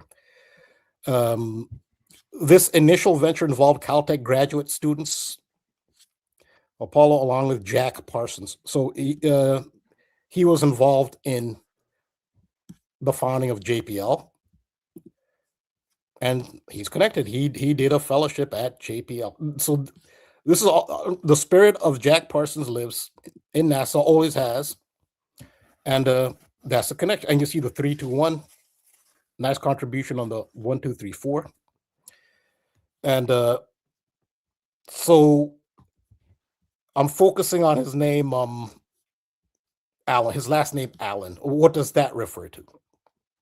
What his last name or Allen refers to is this. Without a doubt, this is what it refers to. The Van Allen belt. Because the Van Allen radiation belt is a zone of energetic charged particles, most of which originate from solar wind, that are captured and held around the planet by that planet's atmosphere. And it was the Van Allen belt it's named after James Van Allen, who is said to have discovered the Van Allen belt. The Van Allen belt is the point of I guess, contention for many people who challenge the notion that NASA or any space program is actually able to go out to outer space. What was the full name again, Rambo? You said James Van Allen. That's interesting because of James Van Der Beek, right? Yeah. James Van Allen. I just want to throw that in there. Play on words. I mean, recent death, one of the bigger deaths this year. So yeah, but the key here is the Allen, because of his undeniable connections to Jack Parsons, JPL, the whole Moonchild thing with Donald Trump and the Moonchild, and his last name is Allen. This is what it's referring to. Right after a NASA moonlight, the longest in 50 plus years.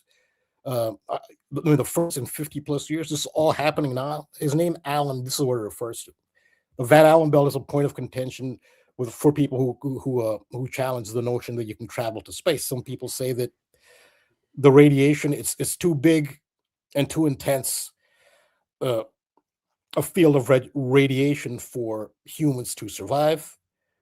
And the scientists will say they never give the same number. I've kind of looked for an official number on it, and I'm getting a different numbers on how wide the Van Allen belt. I heard like 30,000 miles, and I hear a different. Then I hear a different. One source says it's X amount of radiation. It's like going to the doctor and getting a couple of X-rays. Then others, I can never get like a uniform, agreed upon amount of radiation attributed to the Van Allen belt. I can't find. Everywhere I look, it's a different number.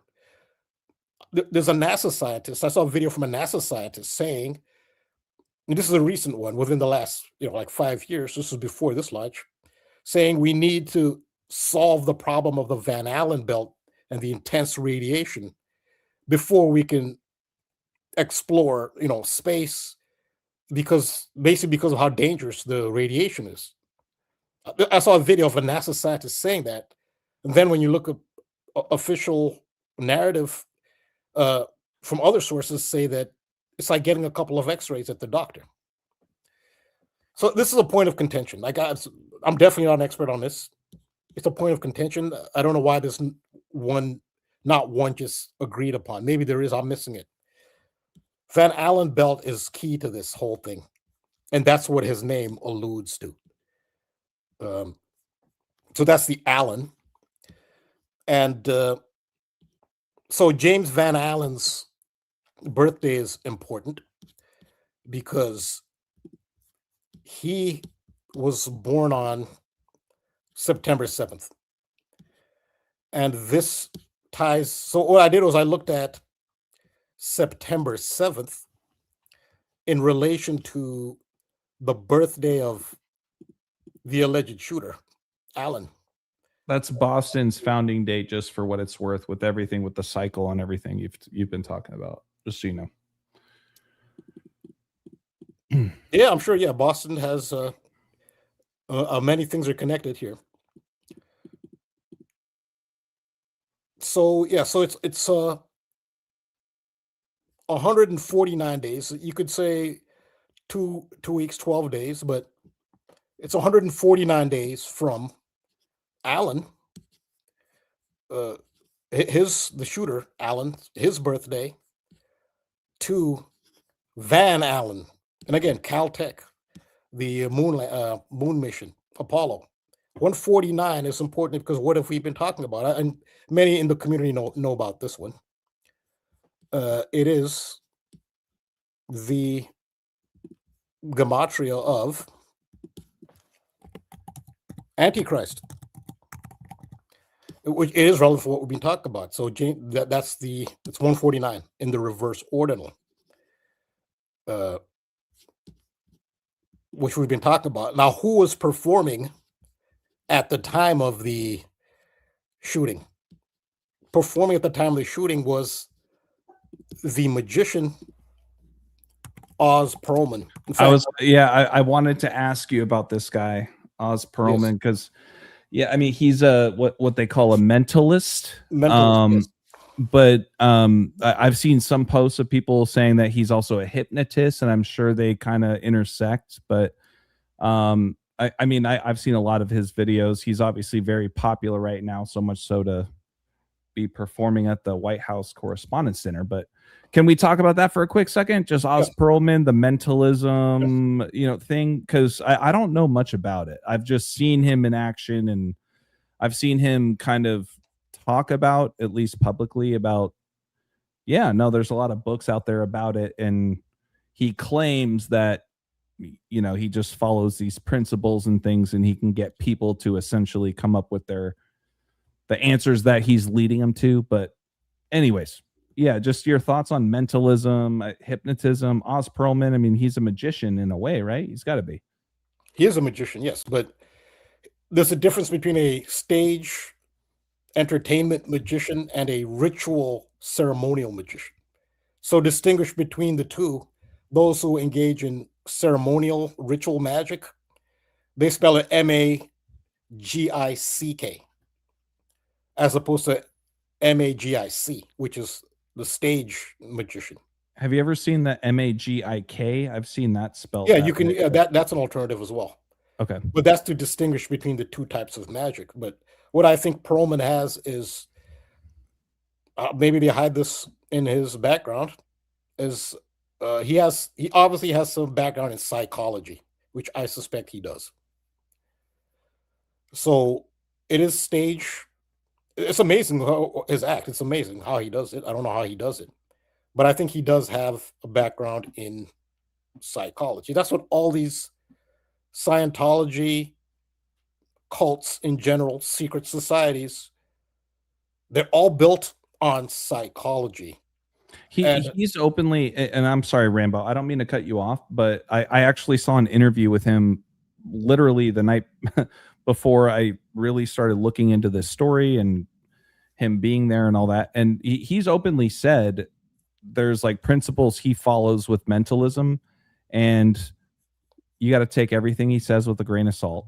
But he essentially says a lot of what he's doing, even from the moment you have a conversation with him, he's already kind of setting the stage.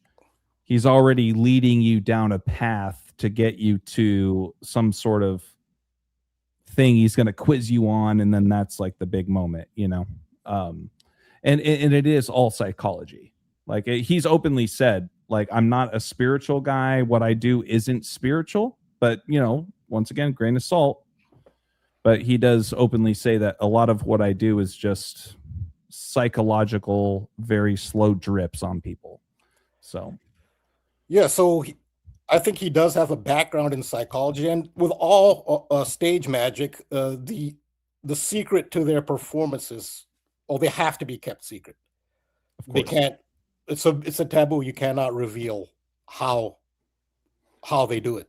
a magician never reveals his secrets. You're not supposed to. And if it's a big taboo, believe me, if you it's the same principle with secret societies and cults. You are not supposed to disclose certain things. That's why they're called secret societies. You are absolutely not supposed to disclose certain things. But what magicians, secret societies, cults all have in common is their emphasis on human psychology. It's about control. They're all about control. They want to control as many people as possible. They control their members. Scientology, what is Scientology based on? L. Ron Hubbard's book, Dianetics. What is Dianetics about? It's about psychology. It's entirely about psychology. Scientology is a psychological institution. Rambo, one last thing with psychology and everything. I don't mean to put you on the spot, Rambo, but we do have a big fan of ours, a dear friend of ours, Tom Zames, who's in the back room right now.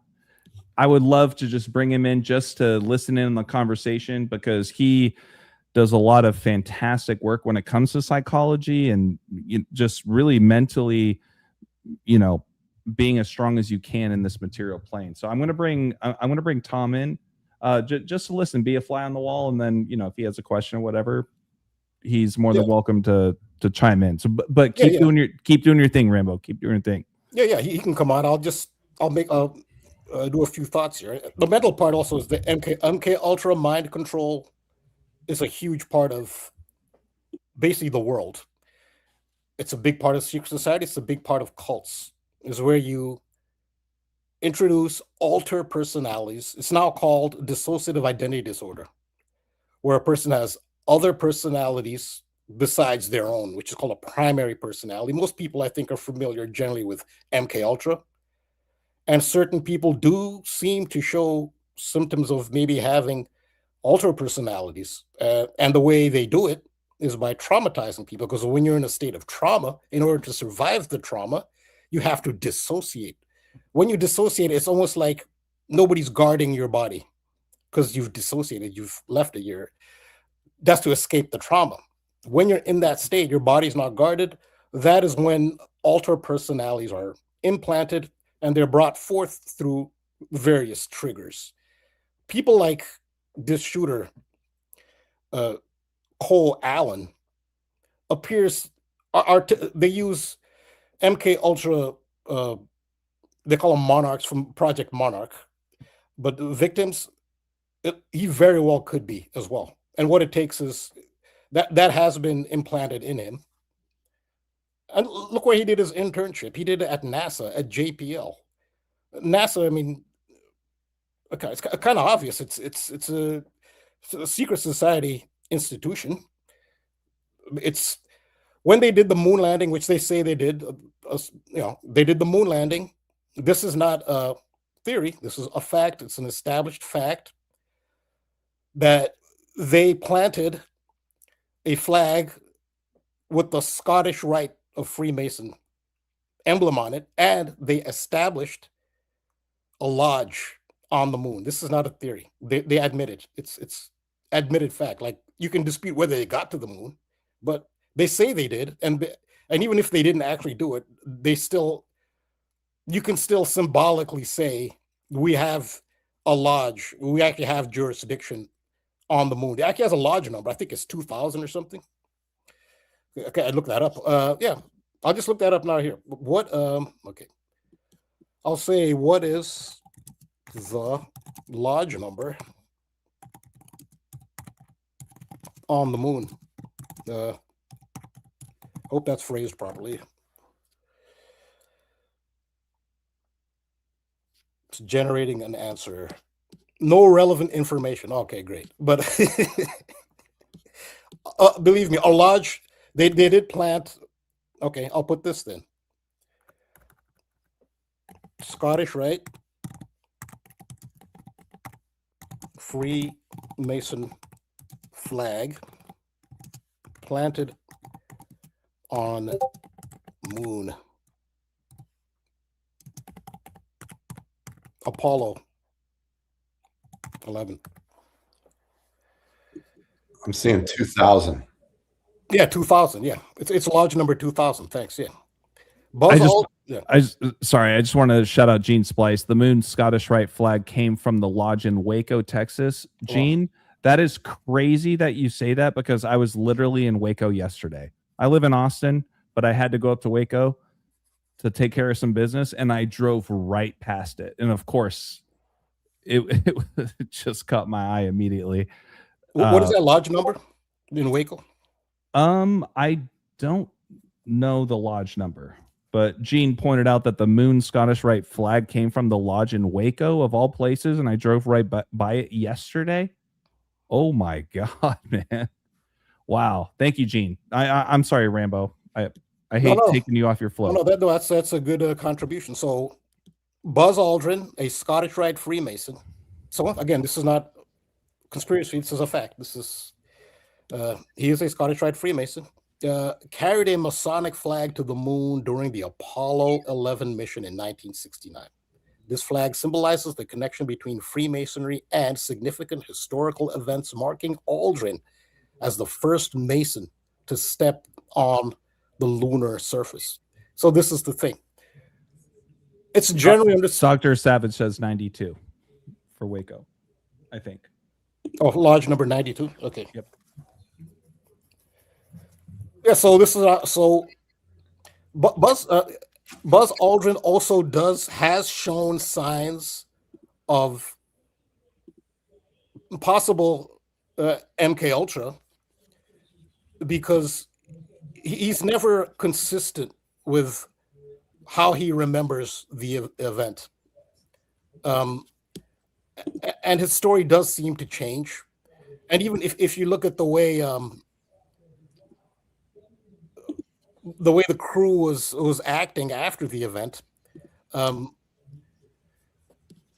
acted traumatized.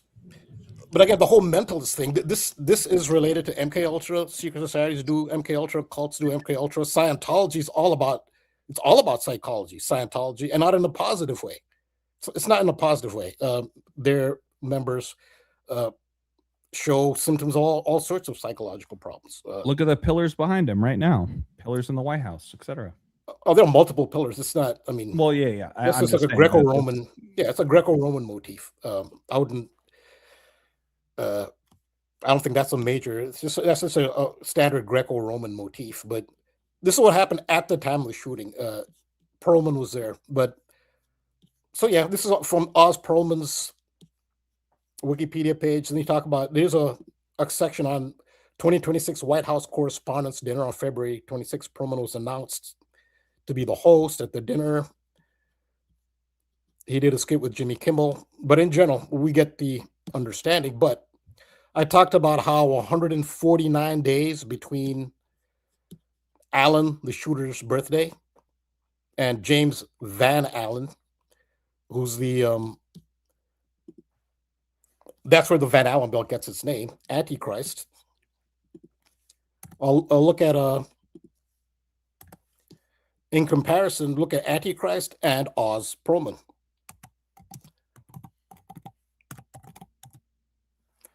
And that is it's a super match with Antichrist.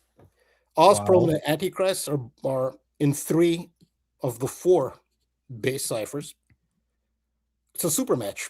121, 49, and 149. And 149 being the key number here. Because, don't forget Wizard of Oz and Dr. Oz was in the news, a year or 2 ago with Trump.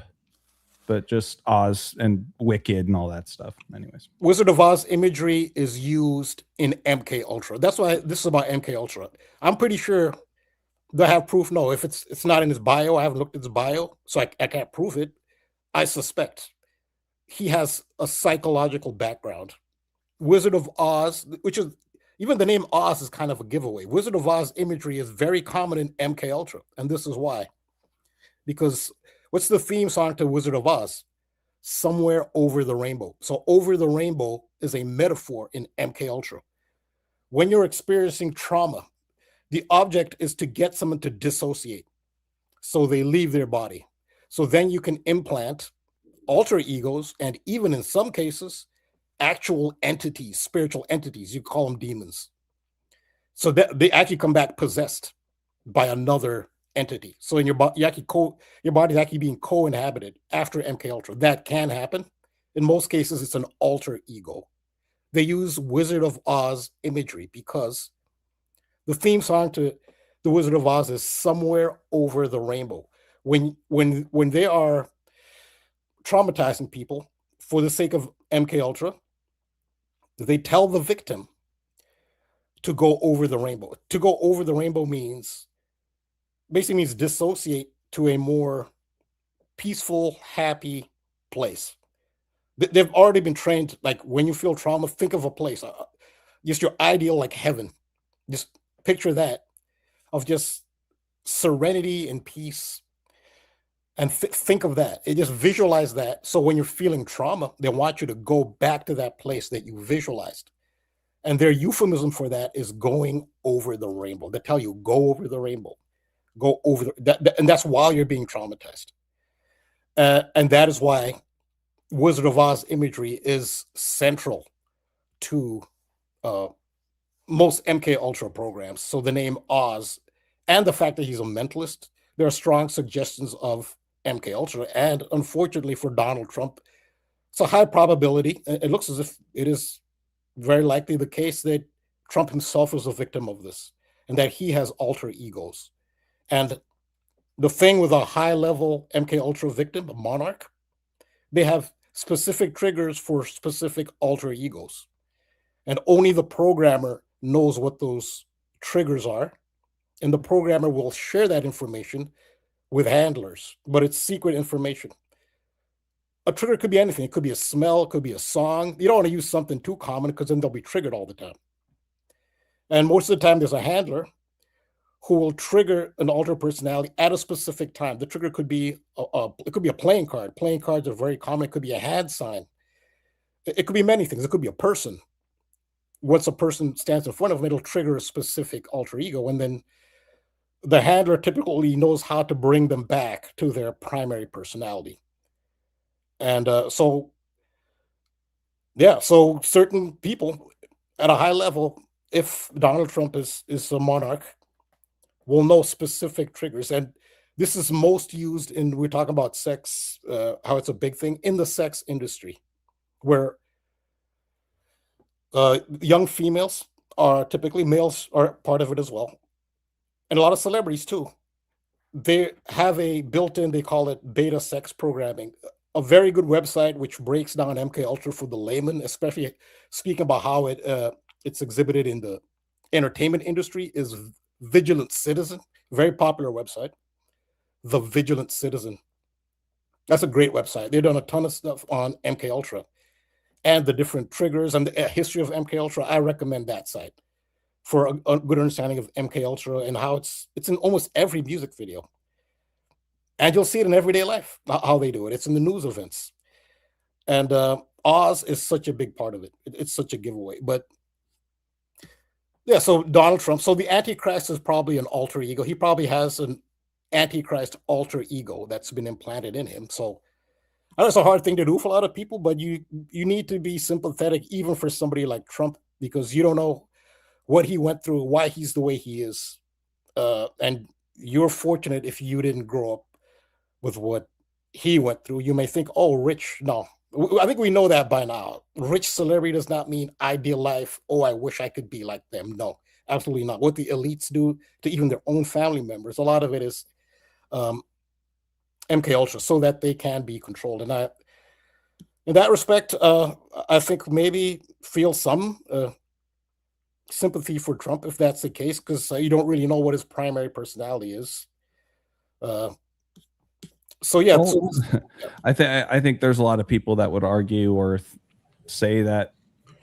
I don't want to speak for Tom, but maybe I'll reel Tom in here for a second. I mean, there's people that think that he's a different entity outside of just a human being. But I don't want to get too segued here, but I just want to take a quick second and say, hey Tom, thanks for joining, man. Seriously, appreciate hey guys, great show. I agree with Rambo in the sense that we really don't know the true stories of what's going on with these people. We just don't. Like Rambo said earlier, the real Donald Trump could have been killed in a helicopter crash in the 80s, right? So we don't really know what these people have been through, who they are, what they are. You know, we might find out at some point that some of these people we thought were bad were actually good, like the originals, and we don't even know what we're dealing with here. So I'm actually with Rambo on we really don't know exactly what's going on with all these different individuals. Yeah, absolutely. Also, you also want to be careful not to dehumanize people, because I guess the complaint against them, quote unquote, them, Illuminati, whatever you want to call them, who control us, clearly they're anti-human. They want to replace humans with AI and transhumanism. They're trying to force all these substances into our bodies and control us, and you know, in various ways, take away just the human autonomy. So yeah, it's easy to not be sympathetic with them, but at the same time, you want to be careful not to become like them. You don't want to become anti-human yourself. It's easy to hate some of these people, right? But, Yeah. but the truth is, we really don't know exactly what's transpired with them. We just don't. We have ideas, we've got theories, and you know, many of them maybe are bad and whatnot, but we just don't know. You know. Another thing too is there are some negative entities involved. Again, we're speculating. We don't know. Are they demons, lower dimensional beings? I 100% believe that's actually part of MK Ultra. Believe it or not, even some psychologists are starting to accept that there's a difference between dissociative identity disorder and the presence of another spirit. Psychologists are actually starting to accept that, because many psychiatrists have seen that in patients. There's DID, dissociative identity disorder. Then there's something completely different, where, wait a minute, this is not DID, this is not an alter ego. This is another spirit occupying this body. That is part of it as well. And in that respect, if a spirit is using a body to express itself and it's malevolent, the person whose body it should belong to, you can't blame them. But how are you to know that? Like, if they commit some heinous act or whatever, or say certain things, that's them. As far as you're concerned, it's the body, it's them. They get responsibility. But that's how the spirit world works. The body is just a vessel for a spirit, which you talked about earlier. And in some respects, you could say everybody's possessing a body, but you have permission. You've been given stewardship over a body. You're essentially possessing it. The body is not you. That's not you. You're the spirit. It's eternal. Existed before the body did. The body will, for everybody, expire. Your spirit will continue, but your spirit is operating the body. So MK Ultra kind of, it does toe the line between psychology and actual black magic spiritual possession in some cases. So if Donald Trump, say, hypothetically, could also have, or anyone else, another spirit cohabitating his body, and then it expresses itself through him, is he culpable in that case? No, he's not. But in general, what they want you to hate, that's the thing. The low vibration energy of hatred, very often they want you to hate. They want you to hate them, because the victory for them is now you're feeling hate. They don't want you operating at the highest frequencies and the most powerful frequency in existence, which is the frequency of, we're talking about the origin of consciousness in life, the actual origin, spiritual origin that is infinite, that has no beginning. It is pure unconditional love, the highest and most powerful vibration in existence. It's a God vibration, which is what the spirit is. They don't want that. So sometimes they just want you to hate. They want you to hate each other. Divide and conquer is the oldest trick in the book. Even see some of the rhetoric that comes out of Trump, and then I think Jimmy Kimmel just said something offensive that has made the White House really offended, saying that Melania was looking forward to being a widow or something. That's done to rile up Trump supporters. You're supposed to be shocked. And the things Trump has said, the things that have been, they have a Florida Congressman, Randy Fine, who said he prefers dogs to Muslims. Things like that. You're supposed to be out, which you should be. but he wants you to hate him. They want you to hate Randy Fine for saying something like that, for dehumanizing. But the thing is, what you don't want to do is become like them, which they want you to be. Is so you start dehumanizing other people in response. The other side, you want to dehumanize the other side. Now, Democrats and Republicans are going back and forth. Like, oh, look at the rhetoric of Democrats. Look what it's led to. Our president keeps getting shot. Now, Democrats are firing back with Trump's rhetoric. They want you to hate. They want you to hate them. As long as you hate, you're at the lowest frequency vibration. And they love it. That's what they want. So, yeah, and it is easy to hate. When someone says something like that, talk about another group of humans he prefers dogs. And this is the thing. He's not doing it out of the love of dogs. How can anyone not love dogs? They're the most unconditional loving beings.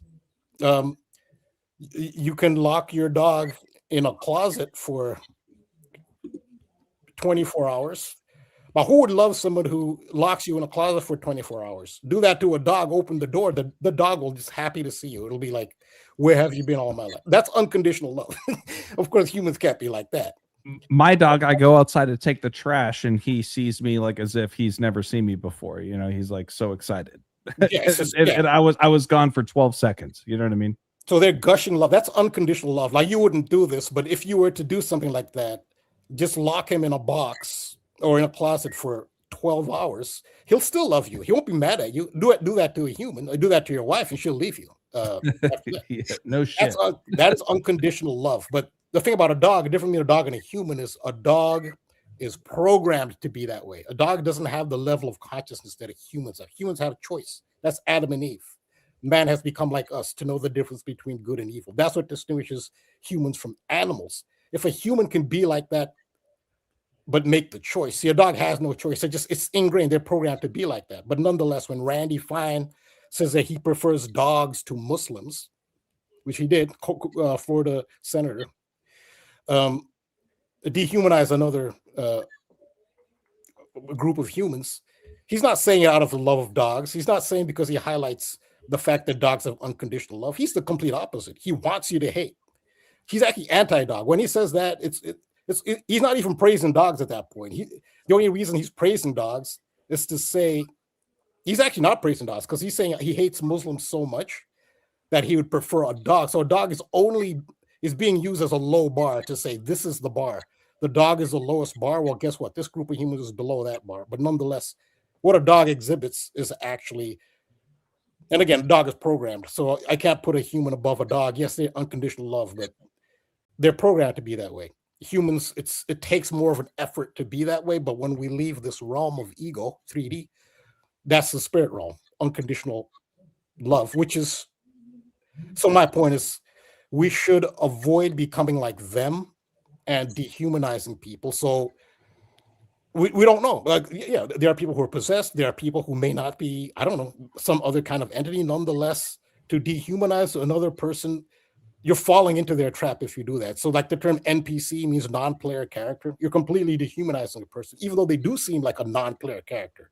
Those are characters in a video game who you can't operate. You can't really control them. They don't have their own minds. They're mindless. They're part of the computer program. Whereas your character as a player character can make, a limited amount of decisions. Non-player characters can't. So it's very popular to compare a lot of people to non-player characters because they do act like non-player characters. No free will, especially typical with secret society members. That's what they get turned into, taking orders from their overlords as to what to do. It's funny you're even bringing that up, just tying it back to how we started this stream, right? With the whole computer video game where you're not even Donald Trump trying to avoid a bullet. You're the Secret Service agent, and everyone else, including President Rump, is an NPC technically, right? Yeah, they're NPC. Yeah, but Rambo, I'm sorry, I gotta pass the ball to Tom here for a second, because Tom, like everything that Rambo's been talking about is like right up your alley, bro. And yeah. I just want to give you an opportunity to kind of add to it, because I got a feeling a lot of what I would say is a lot of what you're going to say. Yeah, 100%. They want us to hate each other. They want us to fight. They divide us. That's their game. That's their big thing they got against us. They want us in that low vibration thing, so they do have these guys go and say these things to rile everybody up. Absolutely.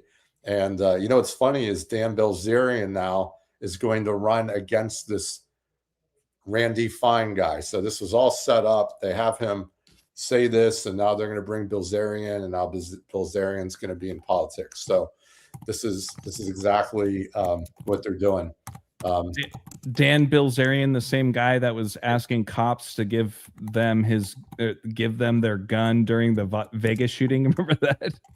He's running around telling cops, "Give me your gun. I'm going to go." Like, yeah, the guy that, you know, got Instagram famous and supposedly is a poker player, but you know, that's a lie.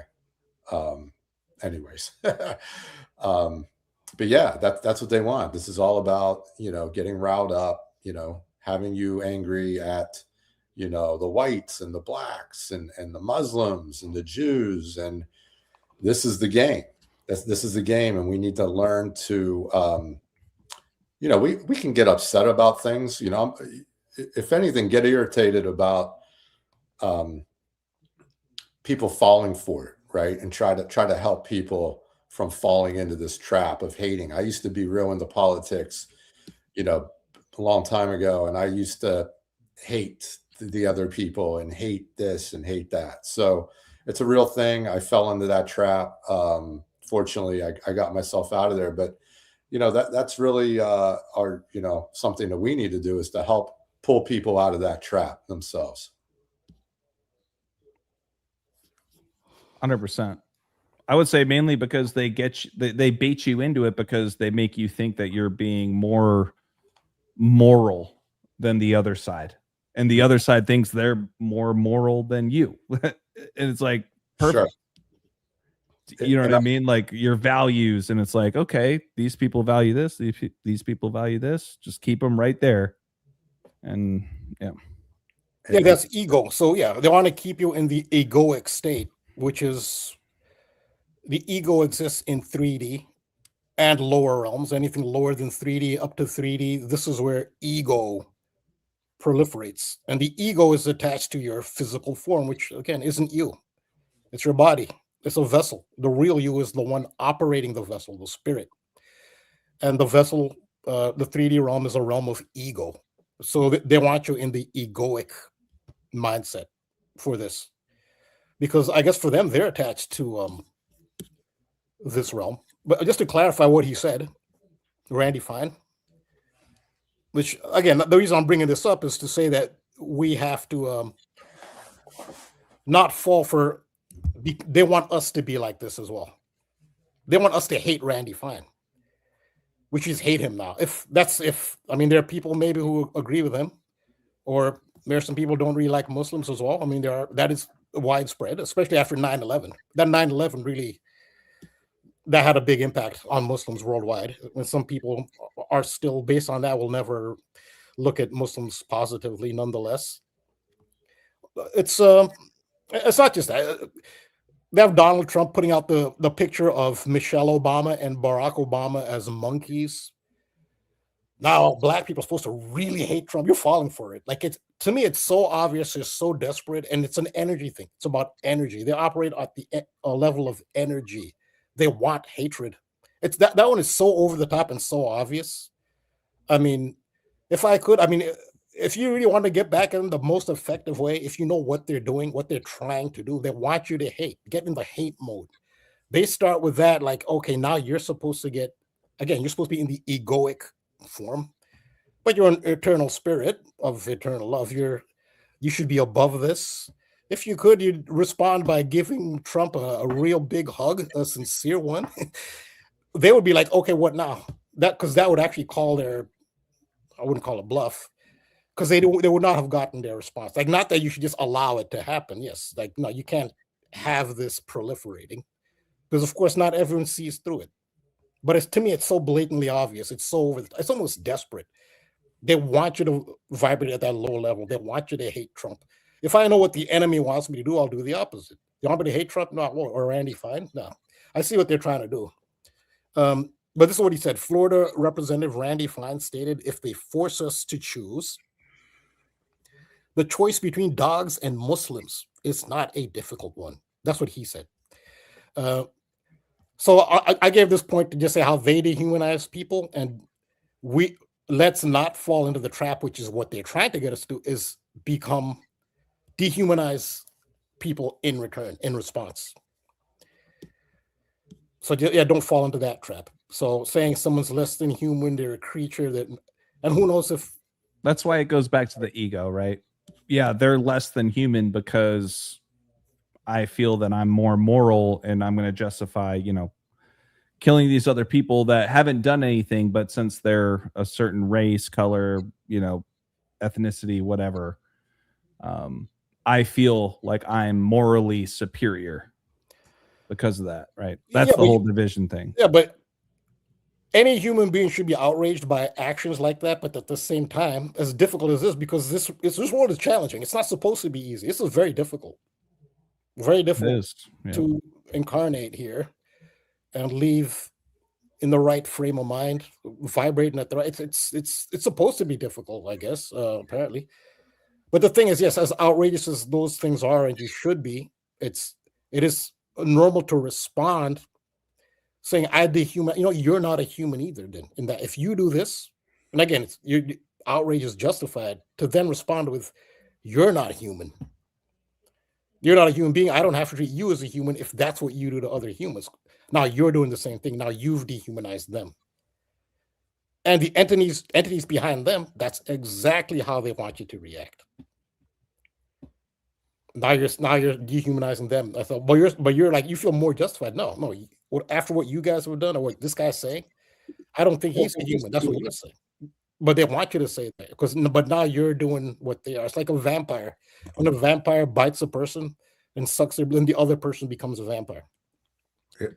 You lie with dogs, you get fleas. They want to drag everybody down to the level. Yeah, so and it's a difficult thing to do, especially when it's you. It's easy to say, I'm not a Muslim, so it's easy for me to say, Muslims shouldn't fall into the trap and hate this guy. When it's you, when it's more personal, it's your group, it's even more difficult to take the high ground. And that's ego. But that's the challenge of being on this whatever this place is, on Matrix. Well, that's where it's sourced, right? I mean, black, white, whatever, I know that there's a lot of people that have never been oppressed, whether they're white, black, Chinese, Japanese, Mexican, doesn't matter, who have never been oppressed, but they get grouped in to be like, yeah, but what about everybody else? What about all these other people that are like you? And then it's like a leech.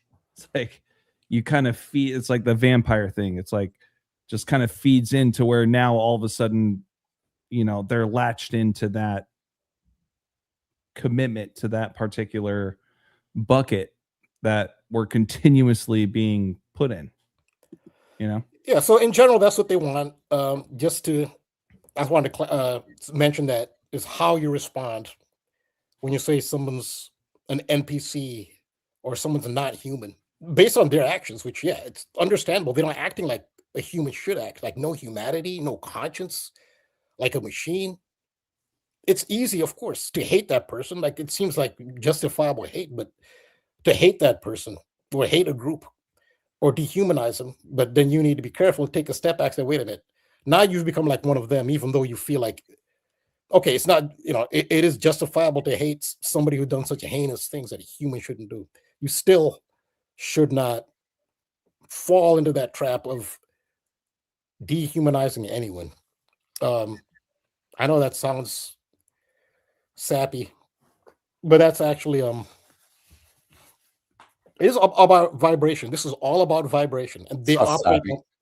Yeah, it may sound it to some for some people, but it's all about vibration, and you have to be careful. They're trying to manipulate your vibration and how you vibe, and that's the biggest challenge.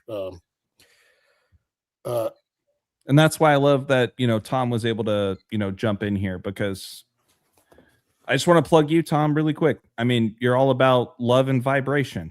I feel like that's the reason why you and I clicked so quickly that we did, because you see a lot of things that I don't. And, you've been a big mentor of mine, just like Rambo has in your guys' own respective ways. But yeah, shout out to you, Tom. Thanks. Yeah, I'm a soul guy. I'm big on the soul. So,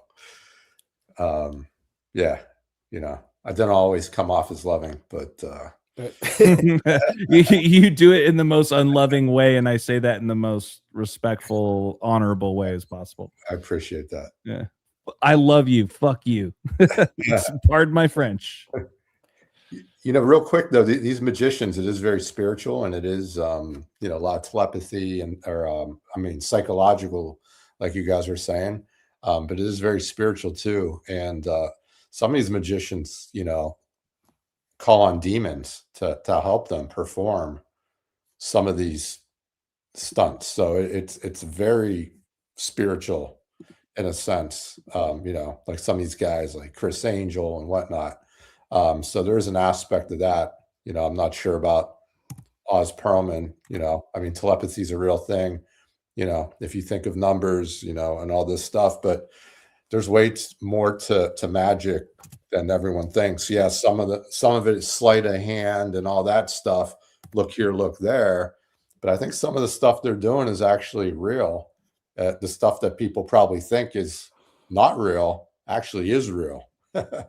So I just wanted to add that in there. Yeah, so I know what you're talking about. So I pulled up, I just did a search on magicians' vintage posters, because in the past, whenever magicians, performance stage magicians would perform, they'd always have demons, little devils. What does that have to do with magic? Like, those should not, it's supposed to be like, sleight of hand, and things like that, and illusion.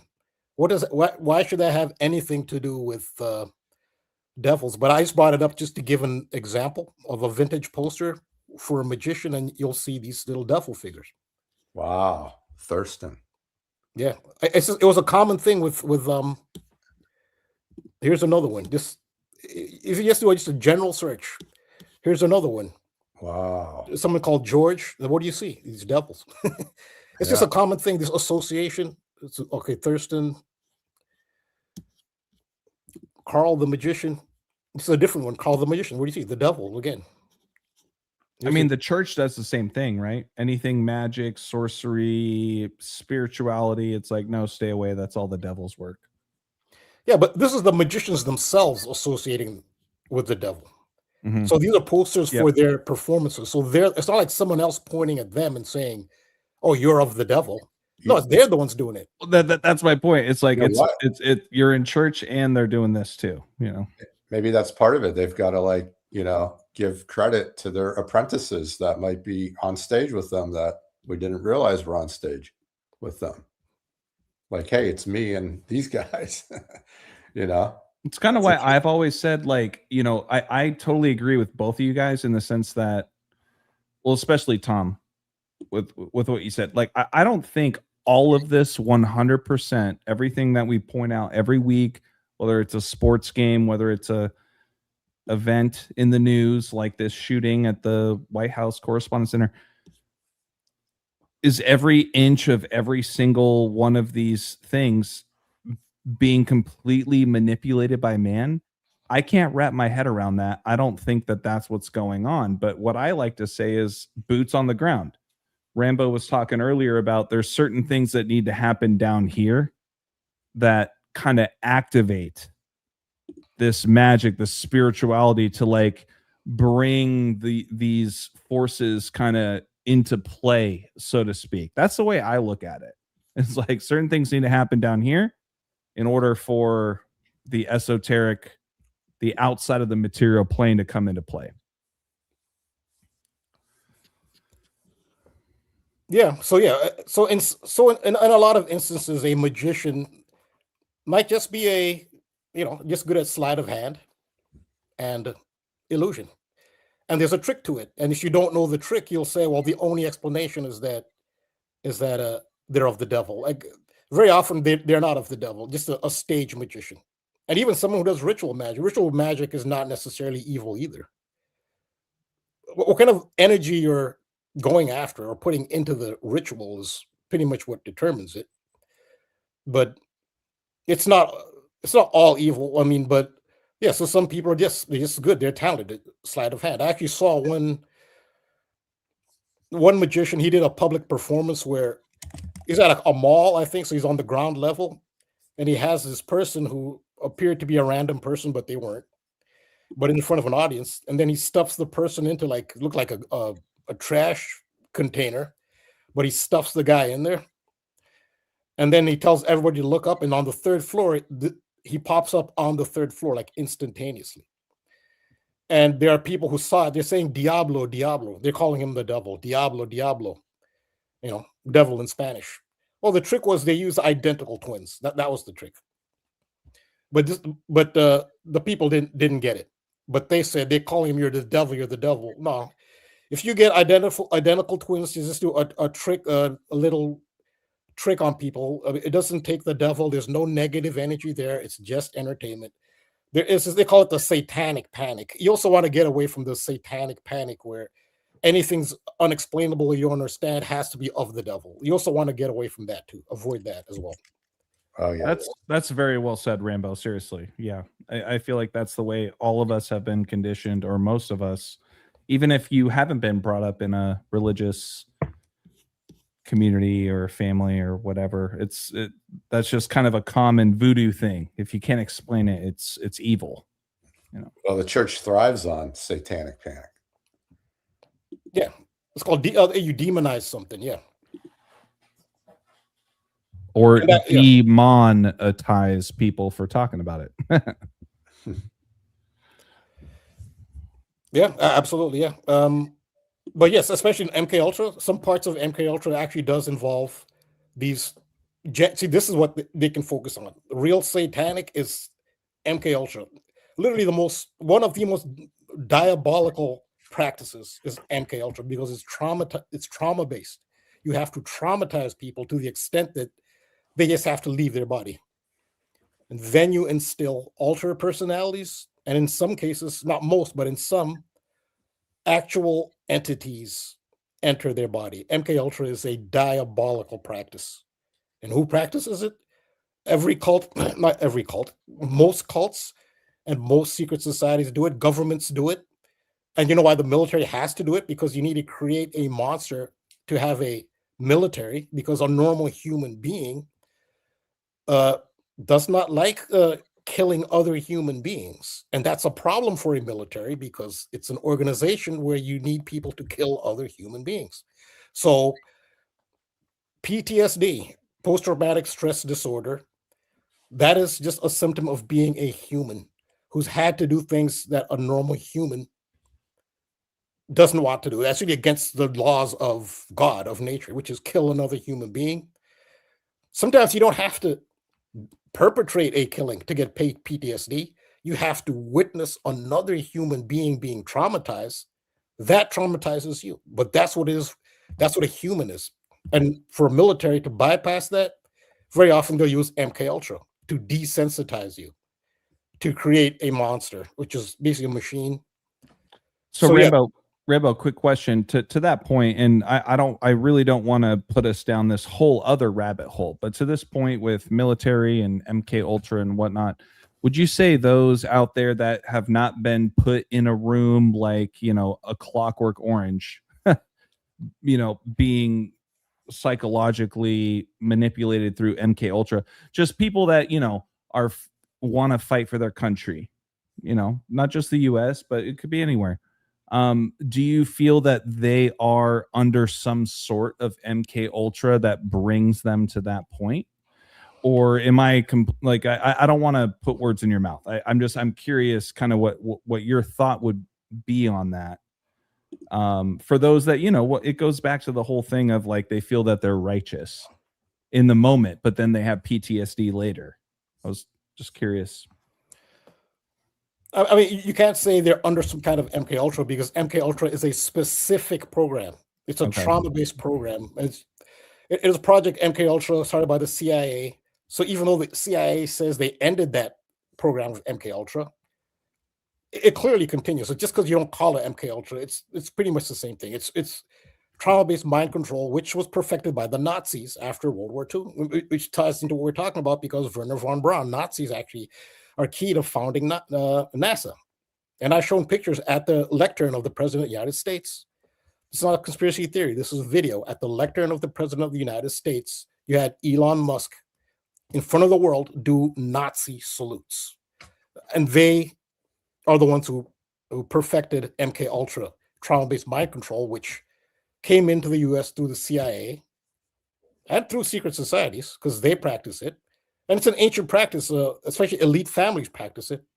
And there have been whistleblowers. I recommend Jay Parker, who's from the DuPont. Another family. JP. Yeah. That could be relevant, but he's from the DuPont family. And he's given his testimony, Jay Parker, Jay Parker. You should see his testimony, personal testimony. He didn't read this, he didn't see it watching the video or read it online. His personal testimony from a DuPont. So his mother's a DuPont, so his name is Parker. He has personal testimony on it firsthand. He went through it and witnessed. It's a horrific thing. And many people do go through this. And you can actually see stories online. Some of the things some of these elites have done. That's MK Ultra. So that's not a generic term for mind control or mind manipulation or propaganda. That's a specific trauma-based, very diabolical program. So for somebody to want to join the military, it doesn't mean you wouldn't say, oh, MK Ultra brought them there. No, you could say programming, as far as just they were influenced psychologically to be there.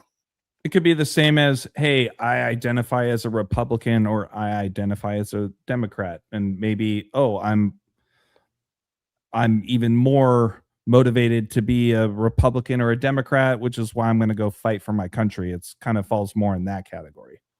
Sounds like. No, I mean, a political party is different than a country. Those are two separate entities. You can feel affiliated to a political party. That's different than, you're not fighting for Republicans. You're not fighting for you're fighting for the United States. Right. But that's another bucket though.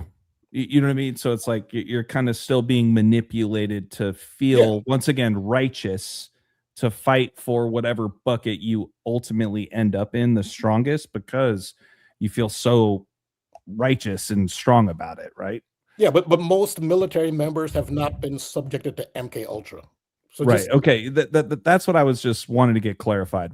Is it MK Ultra being sprinkled around, or is it, like you clarified, it's a very rigorous yeah, I mean, yeah, but just because you're in the military doesn't mean that you've been subjected to it. And there are different forms of it, there are different degrees of it. There are just many different forms of mind control. Like trauma-based mind control is the most extreme. Of course, now you have technology where you have chips. That's at another level, when people are actually chipped and then their brains can be manipulated. There's actual chipping, you have technology. And now we've worked on technology where you can do it without a chip, remotely, and affect the way people think. There's so many different versions of mind control. And MK Ultra is just one of them. It's the most hands-on and most effective, especially when you get someone at a young age, and the most diabolical. And then how do you judge a person who's been through that? And it's not just military, it's not just elite. It's quote unquote everyday people who've been subjected to things like that. It's pretty widespread. This is a realm of, it's a psychological realm. One of the Hermetic principle is the all is mind. I think that's the first Hermetic principle. The all is mind. That's psychology pretty much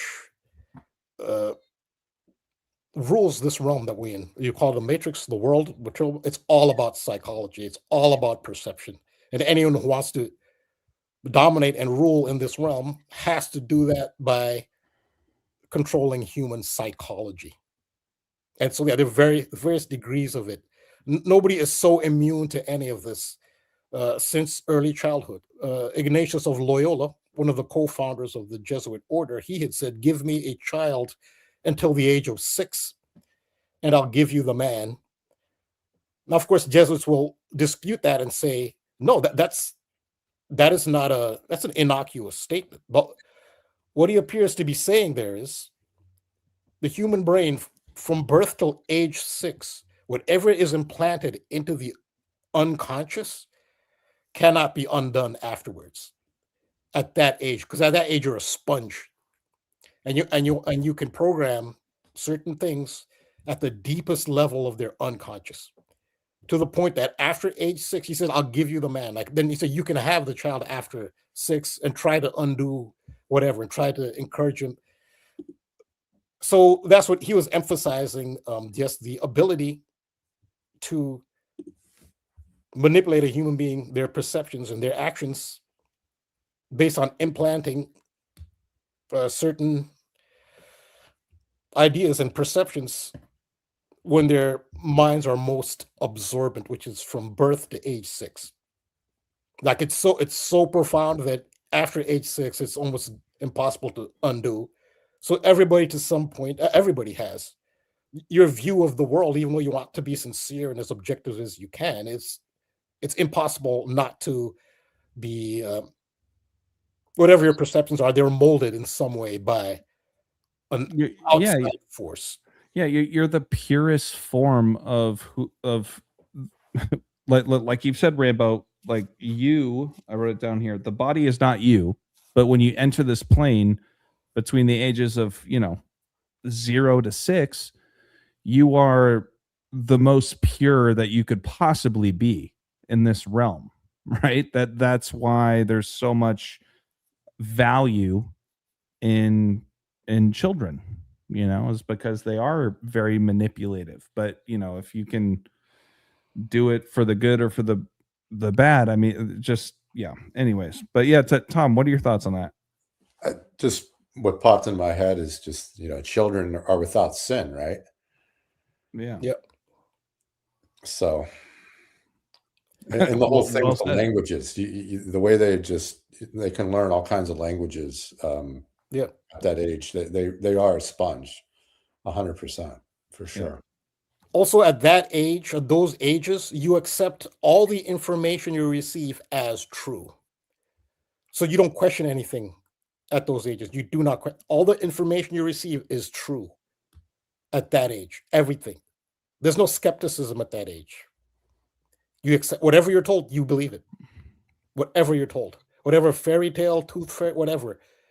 Anything they're told at that age, up to age 6, everybody's like that. You accept it as true. That's what Loyola was talking about. Ignatius of Loyola was talking about. That's why at that age, so he knows consciously you can just feed them at that age. At 6 years of just feeding them, they're accepting everything. There's no skepticism at all. There's no challenge. There's no pushback. They're not considering anything else. It's true. It's true. It's true. It's true. It's true. Up until age 6. Then after age 6, he says it doesn't matter what you do with them after that. I've got them at that point.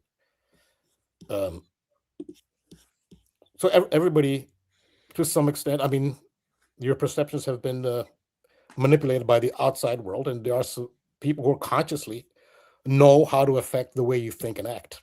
It's all about psychology. The all is mind.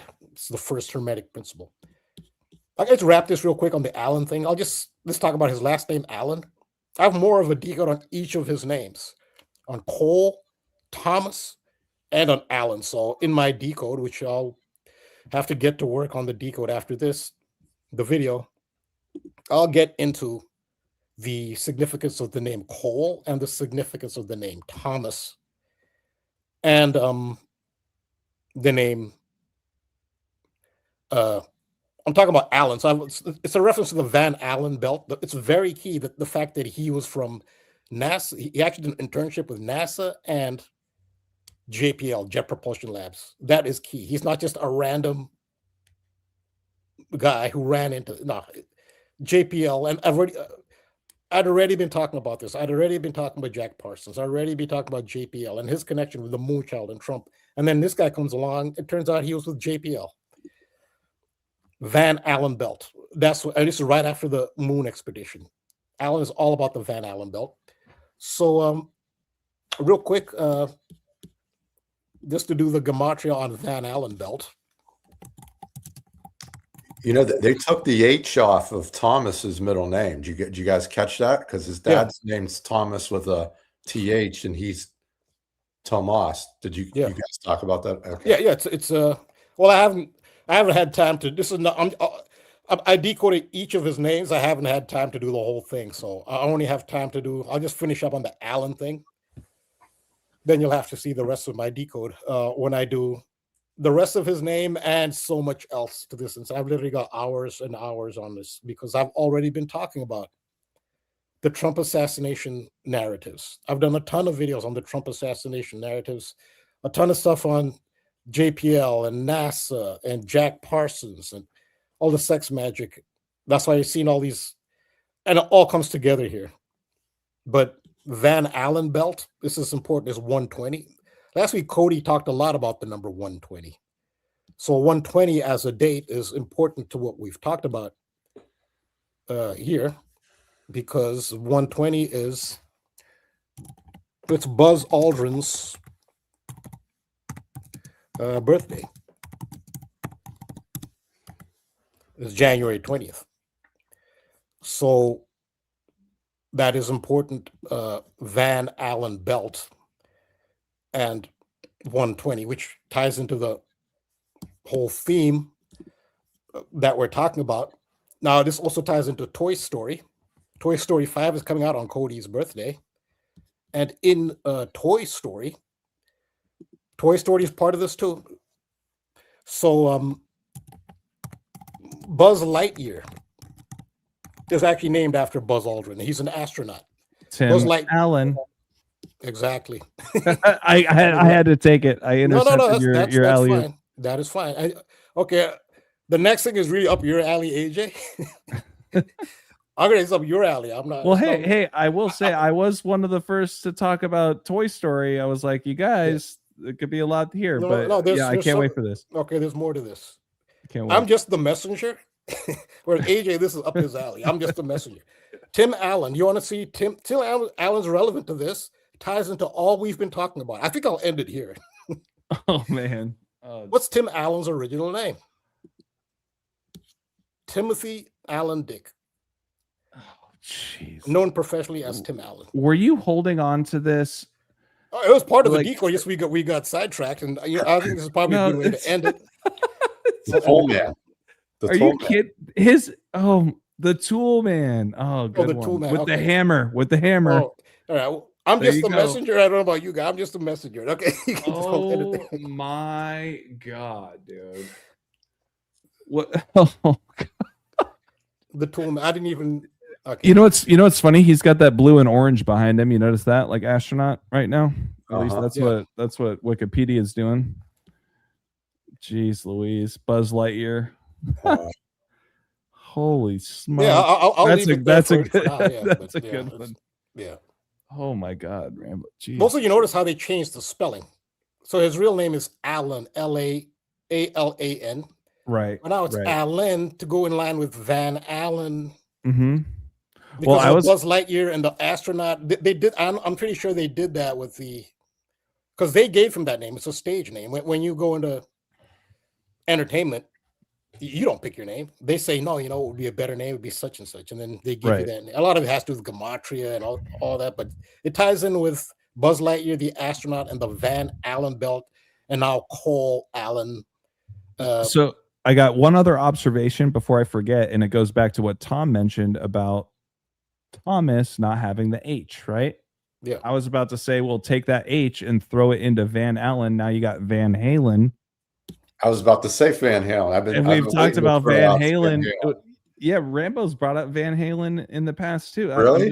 Yeah. I actually had. I'm going backward on my Wikipedia. This is the page I had on initially. I initially had this page on. Here we go. This is the page I had initially. Oh my God, dude! Wow. Okay. Amazing. Okay. Can I say one thing about Van Halen? I thought we were going to end on that note, but okay, just real quick. No, hey, I'm not done yet. Yeah, go ahead. Okay, but real quick, Van Halen. What context have I brought up Van Halen? It's with Donald Trump. This is all about Donald Trump. It's interesting. They were formed in 1972. That's the year of the last Apollo moon landing. Apollo 16 moon landing. It was in 1972. What is their highest selling album of all? It was 1984. It's their biggest album, Van Halen's. And I've said that the baby on the cover of Van Halen, That's right. Tom, have you seen this, dude? Look at this. This is, to me, I believe this is Donald Trump. And it goes along with that. It does. It's got to be him. Okay. Right? Okay. Look, The hair. Look at the hair. Yeah, for sure. And what are they saying here? So it's an angel, and he has a cigarette. A cigarette is a Lucifer. That's actually it's another slang term for a Lucifer. So a loose cigarette that's not in a pack. Like if you sell cigarettes, like individual cigarettes, it's called a Lucy. A Lucy, right? Yep. Yeah. Lucy is short for Lucifer. And Lucifer is the fallen angel. That's why they're wings, who's associated with the Antichrist, and Donald Trump is considered the Antichrist moonchild. This is Donald Trump. Just compare, look at this with Trump's hair. And he's being rebellious, so that's Lucifer. There's a picture of Donald Trump when he's 4 years old. It's very similar.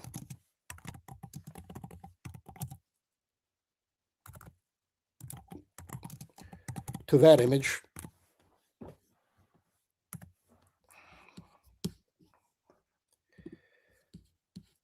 Oh, yeah. It's a 4-year-old Donald Trump. Okay, where is this? Now, is that not I mean, come on. the image on 1984? Come on.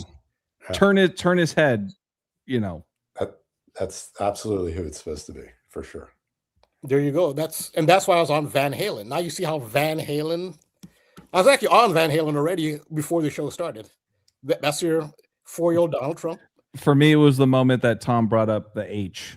And I was like, wait a minute, you take the H, bring it up to Van Allen. Yeah, that's a great Van Halen. Well, you must have read my mind, because I've been waiting for the proper time to ask you guys about Van Halen. So it's all perfect. Yeah. Yeah, absolutely. So I'll be right back, you guys. I'm sorry. I need like 2 minutes. I'll be right back. Do your thing. Keep cooking, Rambo. okay, I'm sorry, man. I'll be right back. I'll be right back. End it there on that, but okay. So yeah, Tom, do your thing. Elaborate. I'll be right back, you guys. I promise. Rambo's cooking right now. All right. So yeah, so the H thing, I'm going to just make a note of that. H from Thomas. I'm wondering why they did that, right? That's got to mean something. Yeah, so you can see how the elements tie in. So many elements tie in. It's Donald Trump. It's Jack Parsons, a whole moonchild letter on his birthday. He was born under a full moon. This is right after the first moon mission in 50-something years. This is right after that. Then you have somebody just randomly barges in on a White House correspondence dinner, where that's never happened in the history of correspondence dinners, as many as they've had at this time. And he just happens to have interned for JPL and NASA. I mean, come on. Jack Parsons co-founded that, JPL, Jack Parsons Lab. All this comes together. The Van Allen, his last name is Allen. It's about the Van Allen belt. And you're talking about taking the H out of his Thomas to put it next to the Allen. You get Van Halen. You get Tim Allen, who plays Buzz Lightyear, the astronaut named after Buzz Aldrin. I'll do a decode on this, so it can all be in a form you can review. And then Van Allen belt is 120, and then that's the birthday of Buzz Aldrin. How it all ties together. Also, to shout out patron Charlie. Charlie also, one of my patrons, Charlie, a brilliant contributor. He pointed out the Tim Allen Buzz Lightyear connection to the name of the shooter, Allen. So a shout out to Charlie. And then the Van Halen connection. I'm sure there's more to that, but there's the whole Lucifer, fallen angel, Antichrist thing with the whole Van Halen album cover. Also 1984. Think about 1984. When you think of 1984, what do you think of? You think of the George Orwell book. And what's that about? It's about a dystopian prison planet, basically, with absolute surveillance, devoid of any autonomy and personal freedom whatsoever. Isn't that exactly what they seem to be moving to right now with Palantir? In fact, those are the companies that are financing the ballroom for the most part. Lindsey Graham came out just after this and said, no, he wants taxpayers to fund it. So that ballroom, I think when it's done, is probably going to be at least $500 million. They say $300 million has come out from private corporations, but these are all corporations, all big tech, who are funding that ballroom. And what did Bill big tech trying to do? Create the 1984 dystopia, which I think that's what the symbolism here is as well. And I think Donald Trump, Baby Donald ushering it in. There he is. From 1984. And that's when you have the White House pretty much being, the government's being given over to corporations. Which according to Benito Mussolini himself, who's a fascist, said that is the definition of fascism, is when corporations actually operate a country and you have no say. You don't vote, for the policies of a corporation. But yeah, that's how all this ties in at this time. And the name Alan Van Halen, there's so much. I got amazing. Yeah. So okay, there's Buzz Aldrin, who's Buzz Lightyear, and so I saw a alongside Woody. Oh yeah, there you go. That's another one too. That's another one. Exactly. Alongside Woody. You get a Buzz, you don't have a Woody. I'm sorry, you guys. I'm a sick puppy. Woody it's all right there. Woody Allen. Oh my God, man. Oh, Tom, don't get me started. Joseph, just to clarify that, this is the character you're talking about. It's Woody. There you go. I actually did refer to this. Yeah, so I actually did refer to this in the comment section of my video about the whole sex magic and all those symbols that they're using. I did mention Woody actually, but in the comments section. So if anyone, there are a lot of comments. I appreciate it. There are a lot of very brilliant comments. So the comment section is it's a lot to get through. I can attest to that, Rambo. I just want to say, you guys, seriously, what also comes with Rambo's $5 a month is full access to his Discord as well. So you're entering a whole community of people that I'm involved with, Rambo, etc. And everybody's just amazing contributions. Shout out to the chat right now. That gives you a little taste of the kind of things that come into that Discord. So yeah, Rambo. Yeah, so it's also so that was actually the comment section. So if you go on Patreon and you watch the video, it's comments on Patreon to the video. Point being, the community. Right? Yeah, the community in general. You get so much just on top of what Rambo already puts his time into every single day. So. No, the patrons, I'm very deeply appreciative of the patrons. There's some who are just super brilliant. I have one patron he says he's 21 years old. I just found out, how is he 21 years old? He literally has comes across as a 70-year-old. I'm not exaggerating. I thought he was at least 50s, maybe in his 70s, and he tells me he's 21. And I still can't get over that one. Like, I don't know, they're using AI or something, because I've never seen a 21-year-old come up with. Right. It looks like the thoughts of a 70-year-old sage, or 80 or 90. Honest, I'm not even exaggerating. I can't believe this guy's 21.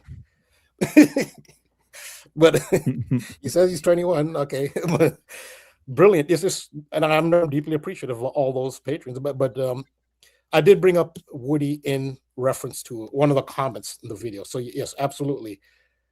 Yeah, but you see the extent of it. But hopefully I gave a background as to where this come from. It's not tee-hee, let's put in some childish humor.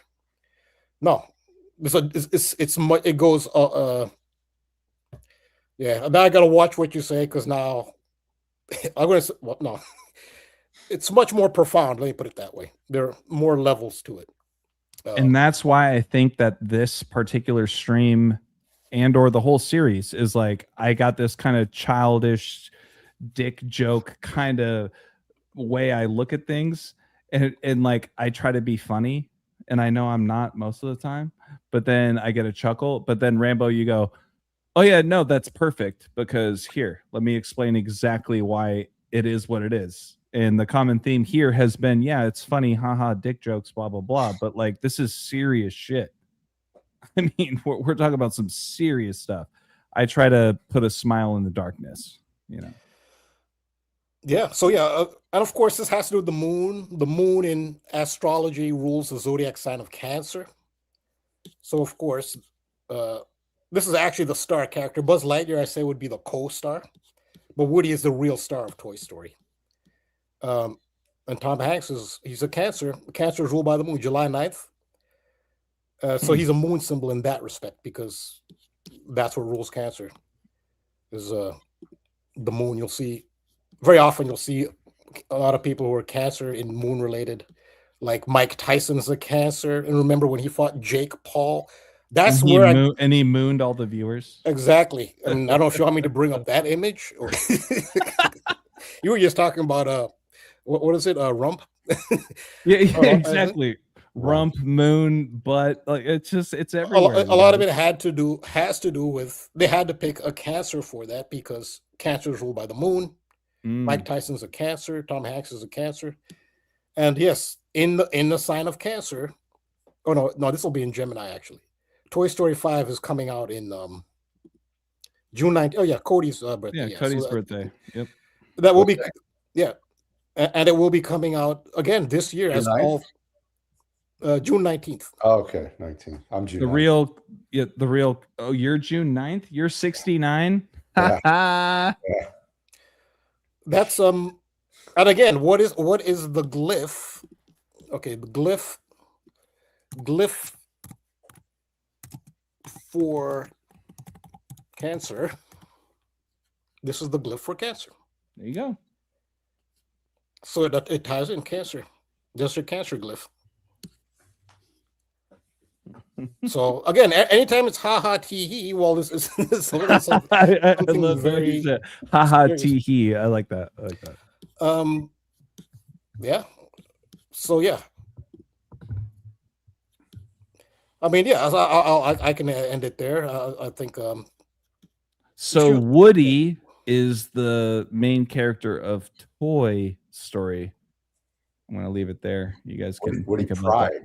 Pride's his last name. Or like a Woody toy, I guess is what I was getting at. Like, I mean, these like whoever's orchestrating this, man. Oh, did you see the MCM, like the Christian McCaffrey? So what about him? Yeah, what? The Roman numerals of 1984 are okay. Yeah, right. Okay. So it's CMC. Oh, I didn't think about that. That. Yeah, MCM. So M is 1,000. It was on that screen right before you had this when it was the 1984. It had it. Okay, I'll get it from. Let me get it from here. Rambo, I gotta say you're killing it. You're killing it sharing your screen. Album cover. Yeah, thanks. I guess get a bigger close up. Let's see. Now it's just still kind of blurry. I mean, but yeah, you get the idea. Is that a 47 in the? It almost looks like it. By the elbow. Like yeah, this is a good one. Yeah, this is super clear. This is what I was looking for. This is a clear image. Doesn't that look like a 47? Really quick, you guys. Donald Trump. Get down to the bottom there. Yeah, right by the elbow. Doesn't that look like a rocket ship too? Wait, where do you see a 47? Okay, maybe it's more of a 41, but if Rainbow can zoom in, but yeah, I'm just saying. Maybe I'm crazy. Where's the 47? So, okay, to the bottom left, see the black spot there? It kind of looks like a 4. The 7, now that you zoom in, I don't really see it as much, but anyway, sorry. I'm just having fun. Yeah, but it does look like a rocket ship. I'll say that. So this was the MCM that with a triple X right in the middle. Oh, then triple A. Okay, there you go. Yep. Nice, Tom. So yes, you have the MC and their Moonchild. I mean, with all we talked about here, you really think this is not Donald Trump? Like, yes, I mean, again, it goes to the question how much. No, this would be orchestrated, I guess, by humans consciously, and maybe in addition. This is the thing is when they do ritual magic or ritual magic in general, and you invoke these forces, certain things will just manifest as a result. You don't need to control. Things will just happen at a certain time with a certain name, with a certain gematria, which ties into astrology. When you use magic, sometimes all of those elements will fall in line. Like you'll have a sport, and you can see, especially my favorite sport is soccer, which that's one I've followed the most my whole life. And looking at a soccer game, there's no way you can script it. It's impossible. You get deflections, and you can see it. They're not actors. Sometimes you can tell when they're acting. You can get a player to play badly on purpose. That you can do. But to take a little off or have a fake injury, you can get them to do that. But some of the goals that are scored and some of those sequences cannot be scripted. They cannot be scripted. But yet they'll fall right in line with a certain code. It goes back to what I was saying earlier in the stream. For anybody that cares, just that I can't imagine all 400 NBA players just knowing exactly where to step in every moment, catching the pass, shooting the ball, blah, blah, blah, right? It's, for me, it's more of if you get a couple of people that are boots on the ground, once again, that like the LeBron James, the Kobe Bryants, couple refs, couple coaches, right, Tom? You know, you get those people that really control the game. Everyone else is just happy to be there, in my opinion. And they're just as easily manipulated as everybody that's watching the game. Yeah, no, you can't just make these deflections and some of these the way the play ends up. You can't try to do that. You just can't. I can also see the emotion in all the athletes and the coaches involved. Their emotion is the same as the fans. Like, they're not acting. You can't act that well. So acting, to really master acting, you need to have done that your whole life. No, they're playing sports their whole life, trying to master a sport. And some of the reactions are subtle. It's not, you're just going to act disappointed. I've seen a couple of times, some athletes look like they weren't really as disappointed as they were. They're kind of shaking their head and stuff. But sometimes you can actually see the emotion. They didn't throw the game on purpose. They weren't expecting to lose. They really are crushed. And I think that's the hardest emotion to, I think it's easier to fake being happy than to being just, your heart's been pulled out of you. It's pulled out of your gut wrenched. That's very difficult to act. It was like me, Koa Pete, crying on Tommy Lloyd's shoulder. Tom, you and I have been talking about Arizona. I've been very open about Arizona.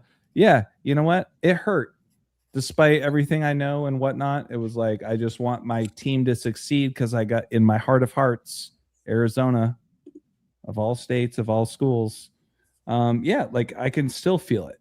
And yeah, when I just see more and more of how these things play out, it does seem like there's no way every single player and every single person involved is a part of how they play all this out, you know? Mm-hmm. Yeah, and also all the numbers, the way the numbers come out, it's too perfect with astrology. Sometimes you'll have a, so I'm actually going to do a segment on the tarot. There's so much to do. Hopefully something super major doesn't come up that I have to be pulled away from this, because I've got so much to do on this. So a lot of it is also, I'll do just briefly, I won't get all into it here. I think about to wrap it up. I don't want too much information on top of information, because then nobody will remember. Well, no, this is a good ender. You know, let people know what you're working on, please. So that if you look at the Hanged Man tarot card, see how he has his hands behind his back? This is actually a meditation pose. This is a meditation pose. This is in a state of serenity. And if you want to see what that meditation pose is, I don't know, I forgot what it's called, but I'll put hands behind the back, triangle meditation pose. This is what it looks like from the back. This is a meditation. Okay, this X just ruined it, kind of, but you get the idea. Mm-hmm. It's a triangle, and your hands are behind you. So that's actually what the Hanged Man is doing. Here's a good example too. This is a very good example. What reverse prayer yoga? This is a yoga pose, and you're in a state of bliss and relaxation when you're in that pose. So that's what it's hard to do. Yeah, I was gonna say I used to be flexible. I didn't know if I could even do that. It's difficult. I can't do it. Yeah, you have to practice to be able to do that. Anything that benefits you is not going to be easy. That's life. So that's actually what he's doing here. He's doing that pose. It's a meditation pose. That's why he's in a state of bliss. He's not in a state of distress. This should be a stressful situation, but it's not. Yeah. So this is somebody who's reached a very high spiritual level. Well, pretty much, if you master the Hangman is actually a very positive card. It has its negatives, but it's very positive. This is when you've mastered. In any situation, most people should be freaking out and uncomfortable, and this guy's he's above it all. And he's in a meditation pose, but that's what the Hanged Man is actually doing. It's this. But if you look at Cole Allen. That's right. Didn't he arrest picture? They have him in the Hanged Man position. He has his hands behind his back. This is actually this is the Hanged Man. With his hands behind his back. I guess Rambo, I apologize in advance if I'm going to intercept an alley-oop here with where you're going with this. But there's one more Hangman pose, especially with everything we've talked about tonight with magic and all that kind of stuff. The Hangman and Trump. The Hangman and Trump when he was doing his campaigns. No, actually, I know what you're talking about, not a campaign, but yeah, it is relevant. Donald at Trump Tower. Trump, David, and what is David Blaine? A magician. David Blaine, Trump Tower. So what he was doing, he was promoting David Blaine's act. Look at this. Tom, have you seen this? Because this is wild. This is wild, dude. Look at that. Wow. This is before Trump became, before he first became president. Unreal. Yeah, and that's the Hanged Man. And that's not my finding. That's all Rambo. I was just trying to. Yeah, I didn't want to go off on a Hangman tangent. So this is part of the because I don't know. Information on top of information on top of it's too much for people, you know. And but that was very fitting. I feel like we talked a lot about Trump and magic, and now we're So I do have part of the decode. Hopefully, I will get to this. There's a special section chapter I have on the tarot images.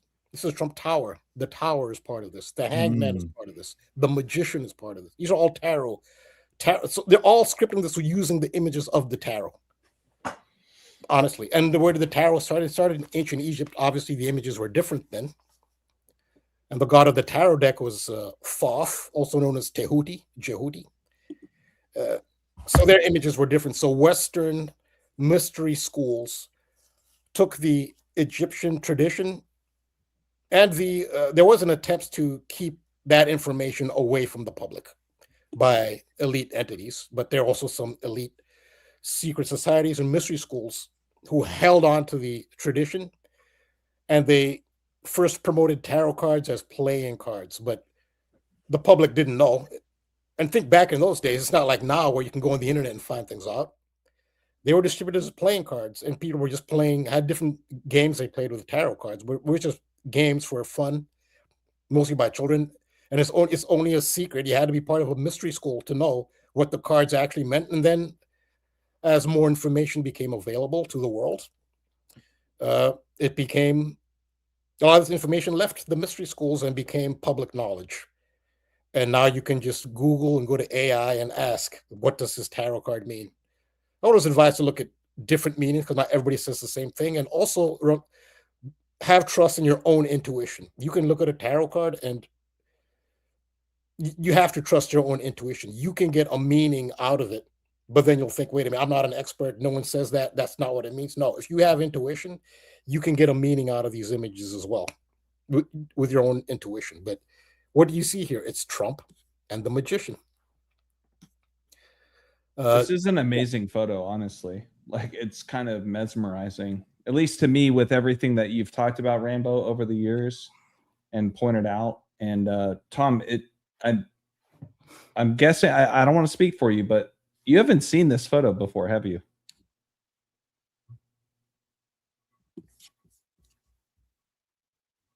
Tom, I think you're muted.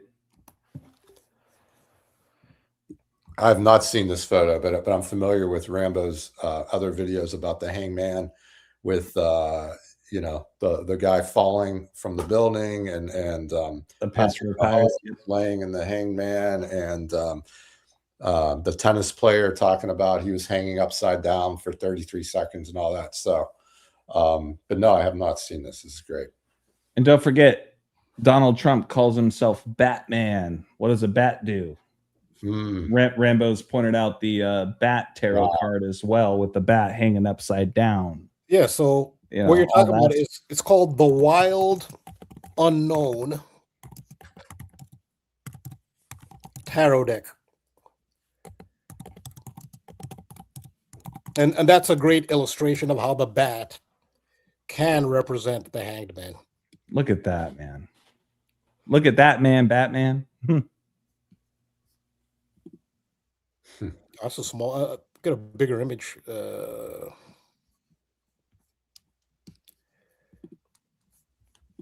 all good. We got a good, yeah, there we go. That's a good one. There's the bat, yeah. I feel like the Hanged Man stuff has been going on longer than even me being on the love stuff. I feel like I've been on the love stuff for at least a year and a half now at this point. But Rambo's been on this Hangman theme, and it just shows up every other month, it feels like. At the very least, there's always so many things to talk about. Yeah, so Donald Trump is very heavily coded with a lot of things, but so yeah, so this is related to it when Donald Trump said, "I am Batman." Yeah, it has to do with the Hanged Man.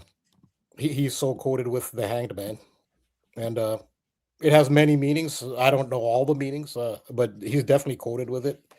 But the Hanged Man is also the upside down cross, which some people see that and say that's a satanic symbol.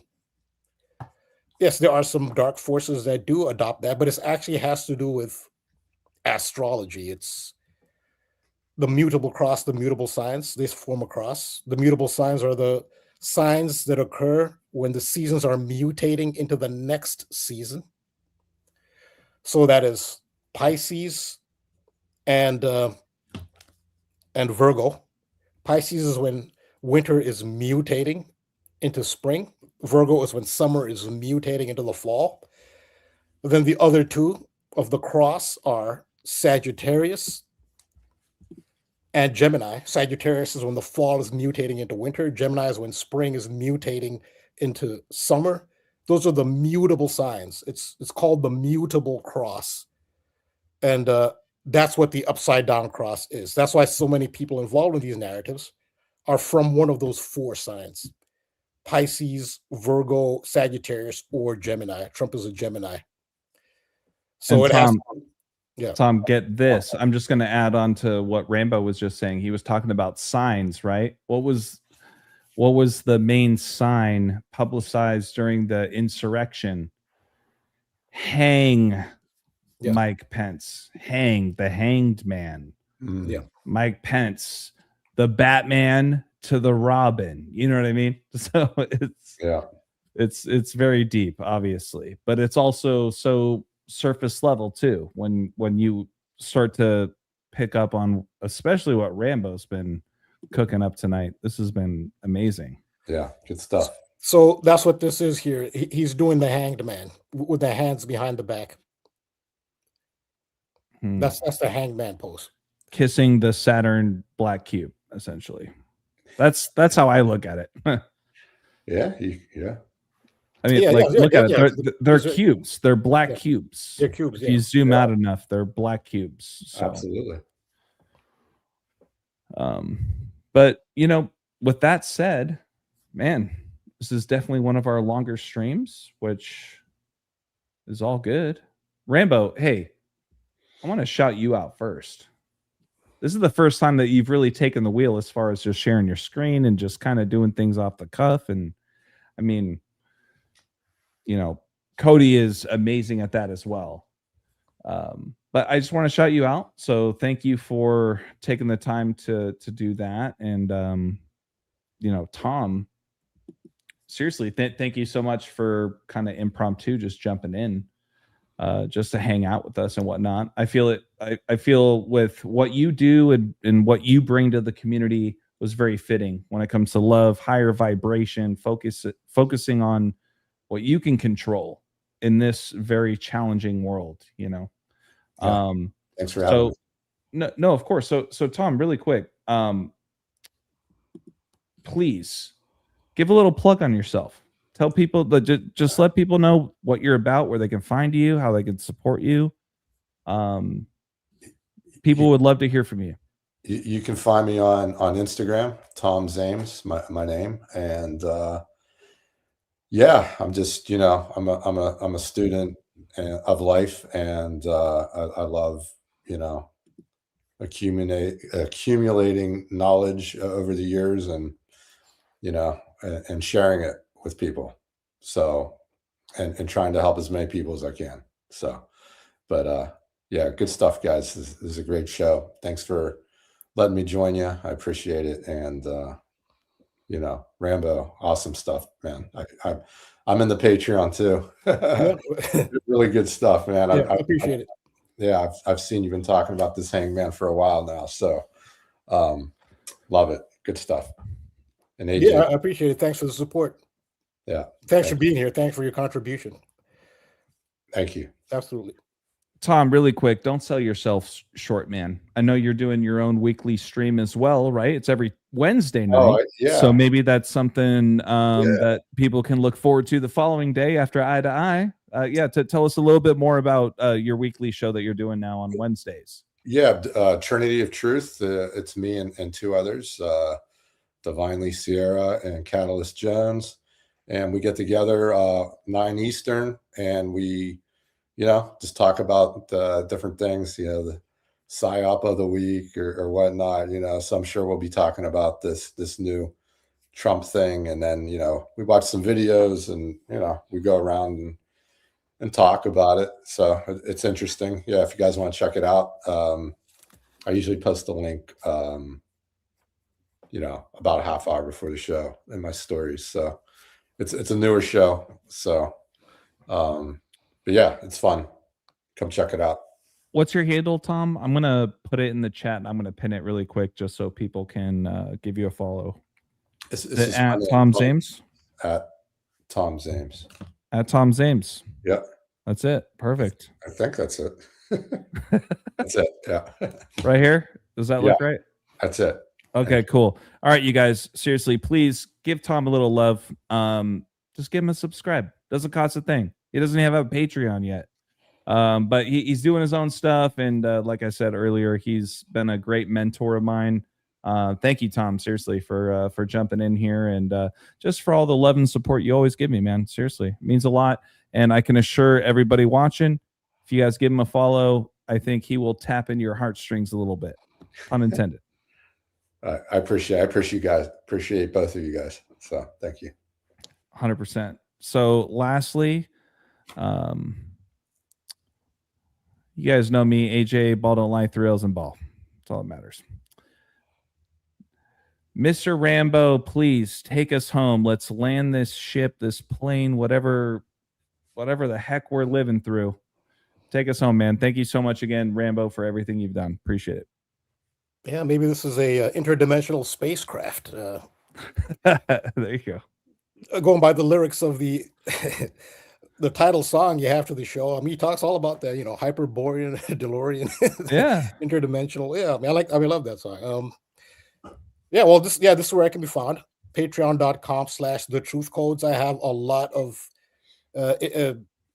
information to share. You just saw a small snippet on this incident, because the incident has it brings together multiple elements that I've been talking about literally for the last 2 years, literally going back to 2 years ago, the Super Bowl, when Miley Cyrus received her first ever Grammy from Mariah Carey. Then Mariah Carey shows up at the Winter Olympics, and then Miley Cyrus said this is one MC receiving a award from another MC. So the whole Moonchild thing. And then shout out again, Sean Desad. Even just a little bit of information can just blow up and connect a whole bunch of dots. So I really appreciate Sean Desad for making that connection of MC with Moonchild. That really did that's connected so many things. So yes, I have so much on this episode, this latest grand ritual, which ties into so much, which I will illustrate. So yeah, that's what you can look forward to. I have a lot of information on it. And I'm also on Instagram.com/thetruthcodes. Thank you to everybody for watching. Thanks to those who haven't watched yet in advance. There's some who will watch later. And those who contributed, thank you, Tom, for watching and supporting and contributing, yourself, and AJ again for your contributions and putting it all together. 100%. Rambo, I'm going to say it one final time. You did a fantastic job kind of taking the wheel on tonight's stream. You know, I know it's a lot for everything that you do to not only do what you do every day, but then also have something prepared for us every week. It means a lot. And I think you proved to yourself and to the community that, hey, you don't always need to have a set amount of slides or whatever. You're very much in tune with everything that we're talking about, where it's like, share your screen, do your thing. You did a fantastic job. Thank you. Yeah. I just want to echo that. And shout out to everybody in the chat. I do this every week. I mean, you guys honestly make this what it is, you know. Thank you guys for tuning in. Thank you guys for liking and subscribing and sharing the content where you can. I think a big part of what we're trying to do is just build each other up as best as we can. And I'm going to get off my soapbox. I'm just going to say one final thank you to you, Tom, as well. Love you, brother. We got to catch up soon. And thank you for jumping in. And it means a lot, Rambo. As always, we love you. The community loves you. And shout out to everybody. I'm not even going to go down the list. Too many to name. So thank you guys so much. We'll see you guys on the next one. All right, take care, guys. Peace.